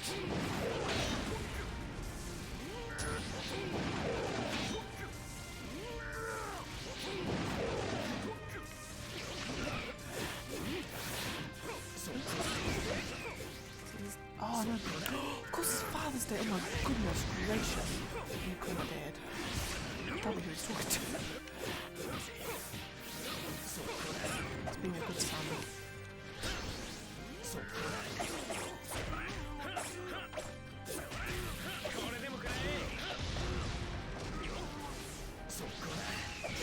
Lovely. Okay. Now we're Shino and Hanabi. There's a lot of Shinos and a lot of Hanabis in this one as well.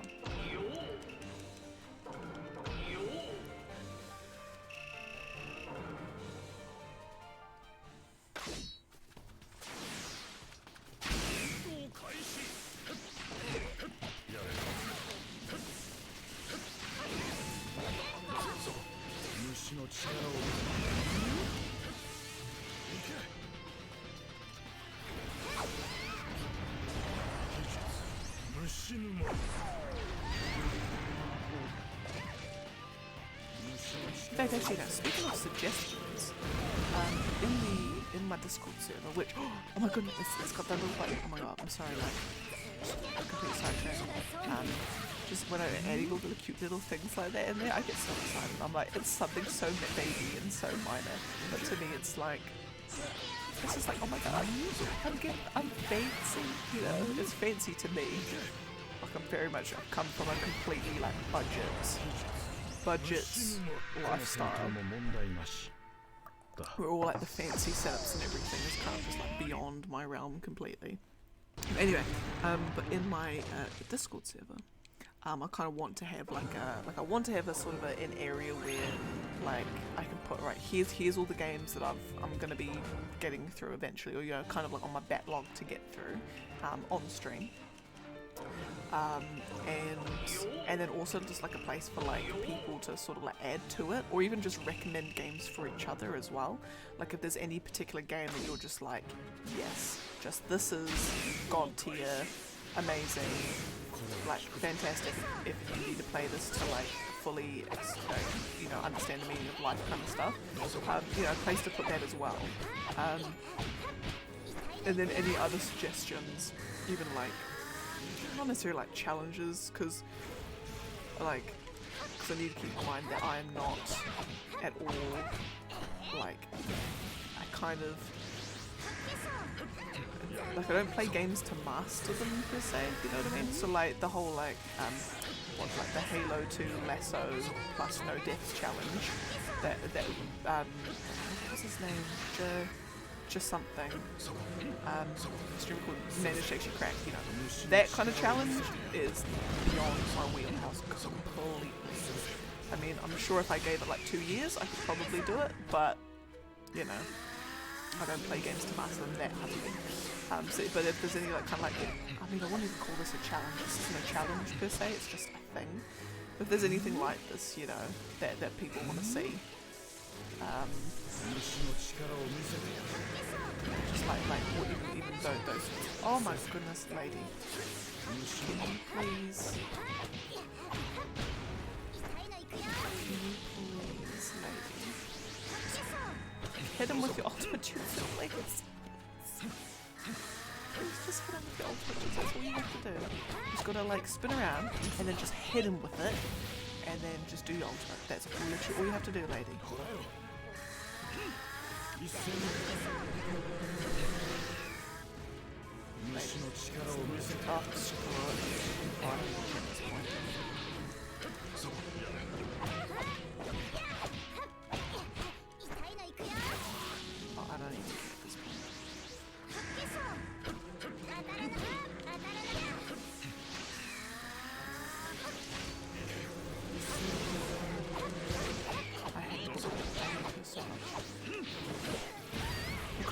It seems to be less about that she can't do stuff, but it's just like the AI when I'm fighting her is just all playing as her, sorry, should I say. It's just a numpty. It's just an absolute numpty. There we go. And because her combos are so slow, she's like spins around, takes bloody 10 minutes to actually hit anything. Grr. Right, next we've got Toby White Mask, Jutsu, and Fu.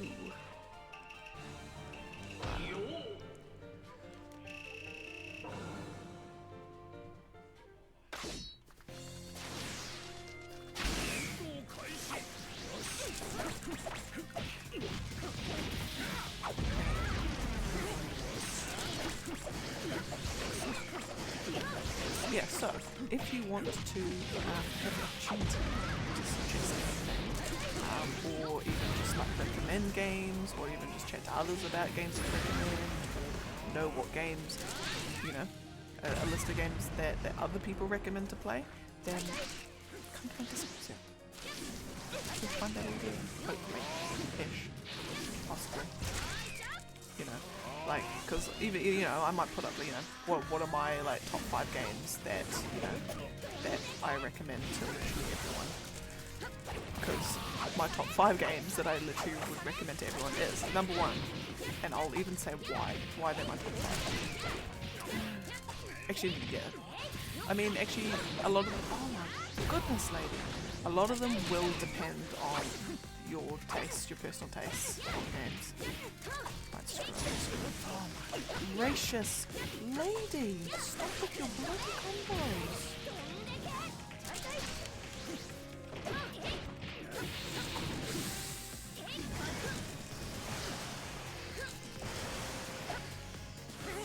Well, I'm actually having a knockdown right now.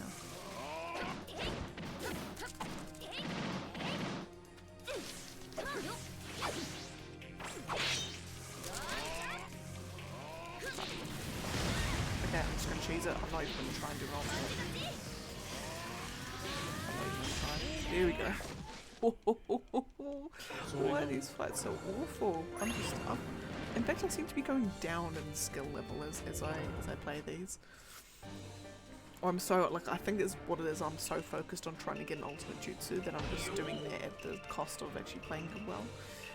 Anyway, okay, my top 5 games, and bear in mind that a lot of these probably won't be a cup of tea, but that's fine. Top 5 games. Number 1, Dragon Quest 8, Junior Basic game.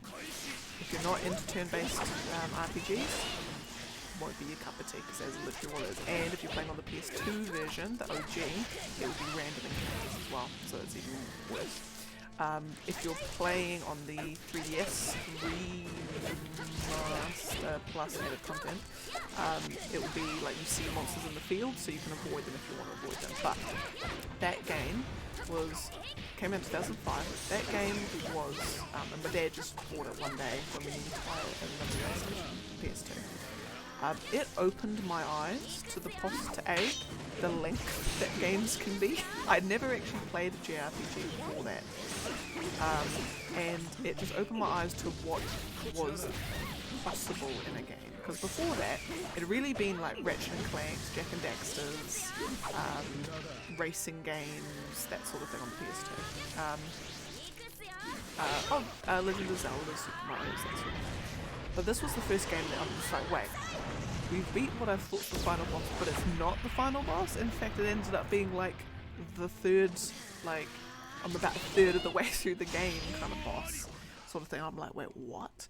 The characters were interesting, the open world was fantastic. I think it was actually the first open world game I'd ever played, so it just opened my eyes to what was possible with games. And it was just utterly fantastic. It's just a fantastic game. It's got everything. It's just beautiful. Anyway, so that's my first recommendation. Number 2 is Legend of Zelda Ocarina of Time. This was the game that got me into games. We had N64, we had that game. It was...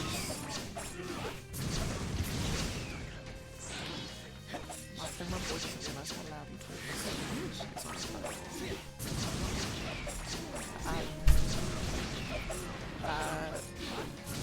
yes, it was the game that got me into games. It was just amazing. Like, you had all these tools at your disposal, you could kind of go wherever you want, and it was just amazing. I just loved it. Like, it was a simple story. It was, you know, wildly different locations, you know, you ride around on your horse, all that sort of stuff. I loved it. I absolutely loved it.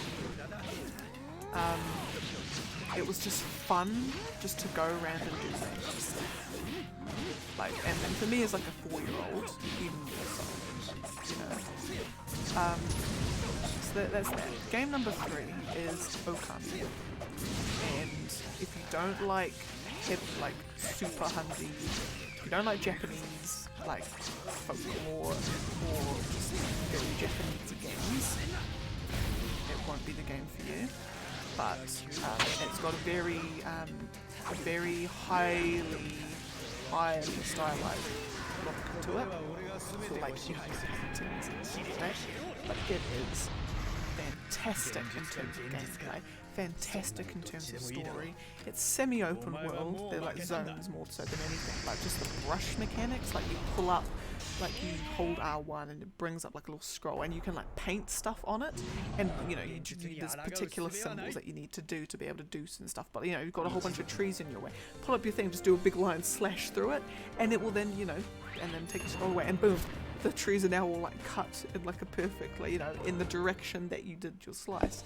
you know, if you want, if it's nighttime and you want the moon, you know, you need the sun up, you just pull, you know, turn your camera up to the sky, pull your thing, draw a circle, you know, complete closed circle, and then boom, you've drawn a sun in the sky, and whoop, it's now daytime. And you can do the same with the crescent moon, and now it's nighttime. It was just like, it was those things that were just like, this is utterly fantastic. This is so creative, so just, well, blew my mind when I played it on the PS2, because I think I'd watched a video on YouTube about, you know, games like obscure, because at the time it was a game that was very hard to track down. Like it didn't seem to be particularly like widely sold or widely spread. So I think I was in a game store, and I think I saw it in like the pre-owned bin, and I'm like, ah, there's that game that I remember from that video that they said if you can find it, get it. And so I did, and my god, I'm glad I did. I know in recent years with the HD remaster that is now on like Xbox and PlayStation Switch and all that, it's a bit less, you know, it's far easier to get a hold of it. But my goodness, it's just one of those games that will always stand out, hold up over time. So that's number 3. Number 4 is The Witcher 3 Wild Hunt. Very adult, so if you're not into nudies, and you're still, it's not always nude, but it doesn't shy away from it, then that won't be the game for you. So not a game to play around children, but story is fantastic. Side quests are all of the side quests are interesting. Have fantastic stories. Combat is okay. Combat's fine.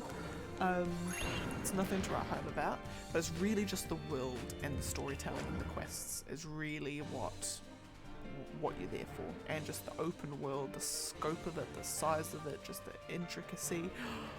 Beautiful. It's just absolutely beautiful. Obito must mean. Yeah, I mean, everyone gushes about that game anyway, so you probably, you know, you'll know that people rate it, and I rate it, so that's the thing. I found it far more enjoyable than, because I think I'd played the second one before that. I'd actually have never played the first one. Apparently the controller, I think the boys playing it once, seems like these controls are janky as hell. Anyway, so The Witcher 3 Wild Hunt is the epitome of it's lovely, it's great. And when I did play it, I was single at the time, so I had a big crush on Geralt. I don't have a crush on Captain Geralt. Game Geralt was the one. Anyway, and also I want to be Yennefer. Like if I could, I would literally be Yennefer. I'm not even joking. Like not even joking. Anyway, so that's number 4, and then number 5. Are you gonna have a number? No, I don't have a number 5. What's my number 5? What is my number 5? It's a very, very good question. Now, I've got a list. I've got like my gaming tracker list, where I track like my big games backlog. And I know I've got, I started to do like a tier list in it. Ah, beans, I've deleted it. Beans. Okay, so I'm just going to scroll down my list and just, like, it will jump out at me when I've gone to it. So, I've just got to figure out what it is. What is it? It is...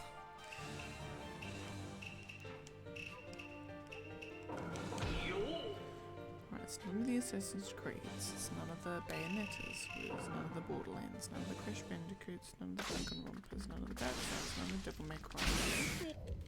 Oh, what? Final Fantasy X! Oh my goodness gracious. Final Fantasy X. Oh. Oh.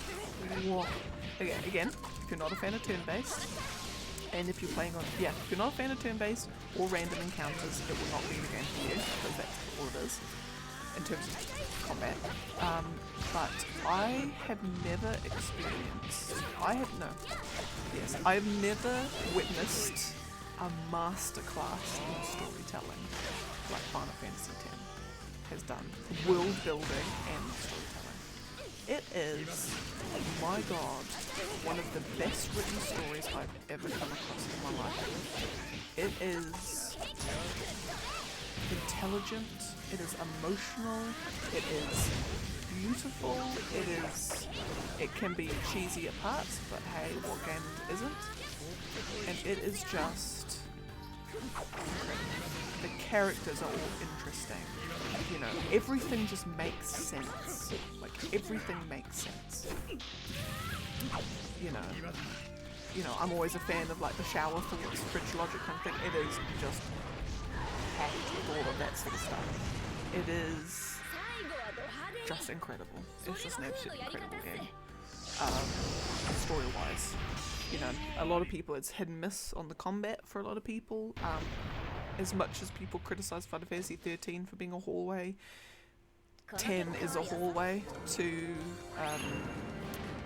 a point where you get the airship.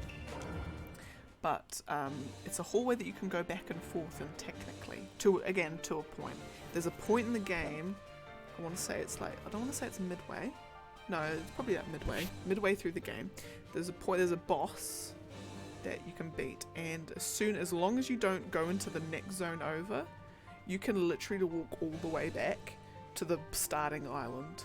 Like, you can literally just go all the way back right to the very, very beginning and then go all the way back. But as soon as you go into the next zone, you can't do that until you get the airship. So there's that, but it's just... It's fabulous. Oh, it's so fantastic. I'm gonna do one more fight and then it'll be us. Yeah. So, I suppose the through line through all of those is the story, is the storytelling and the world building, and because for me, that is, I get more enjoyment from the story. You know, I will remember a game for the story than anything gameplay wise, with a couple of exceptions. What are those exceptions? Viva Pinata. Viva Pinata was the game I fell in love with when I played on the 360. I had such emotional attachments to those pinatas. But yeah, but other than that, I suppose Kingdoms of No, I do like a little bit. Yeah. Anyway. Yeah, so the through line through all of those is really the story.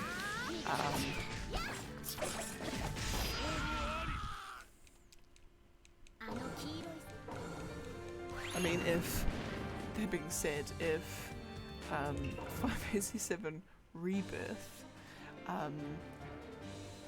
just depending on how that all pans out, and the next one after that as well, could one of those games be pegged down a spot? Probably. Possibly. We'll see. Again, it's all story related. And it would be for story reasons. Yeah, so those are my like top 5 recommended games. You know, my favourite games.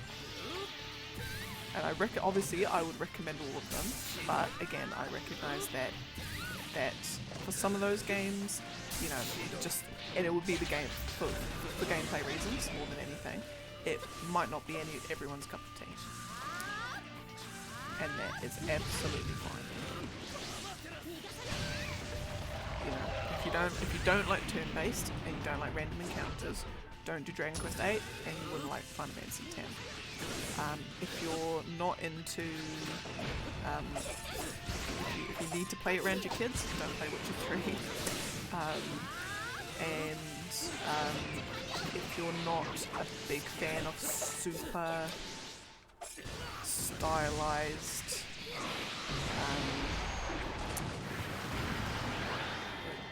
just Japanese stuff doesn't do it for you, then no Okami. And if you need a bit more meat in your story and your gameplay, Ocarina of Time won't do it for you either. But if you either don't mind or you are a fan of any of those things, then play those games. Just play them. They're just fabulous. They're just absolutely great. Anyway, I will now just do one last update because we're now down to 9,182. Look at that, lovely, jubbly. Okay, so I will leave it for now to leave it here for today. Next week. Now, so next week I'll probably be doing. I'll be doing Thursday stream. Friday stream I'll still do, but probably a couple of hours earlier than normal because I have to be finished by about 9, 9:15. So I'll probably start at like 5:30 or 6. Yeah, so that'll be that. Saturday I'll probably end up doing an earlier stream as well, like yesterday. And Sunday will be the same. So that will be next week. And yeah, so, and look, my little bubbles that are flicking up the top. Join my Discord if you'd like. Again, if you don't have a Discord or that's not your thing, don't worry about it. Oh, and also follow me on Twitter when I do tweet, when I find something interesting to tweet. Oh, and my YouTube channel. So YouTube is purely just an archive. It's almost, I'm using it as an archive for my uncut stream. So when my internet cuts out and the stream cuts out, at least I've still got the full recording, which doesn't have the cutout. So I think, yes, it does. Yeah. So follow me on those if you'd like. I'm trying to, what's the word, like diversify my stuff so I can like still interact with everyone, you know, still have bants and whatever without, you know, outside of the streams. And yeah, and that'll be my plug. I'm not good with plugs. Yeah, they're kind of really awkward. Anyway, moving on. So yeah, so that'll be me for today. Thank you very, very, very much for joining me. I hope you have a fabulous morning, afternoon, or night, wherever you may be. And I will catch y'all next week. Have a good one.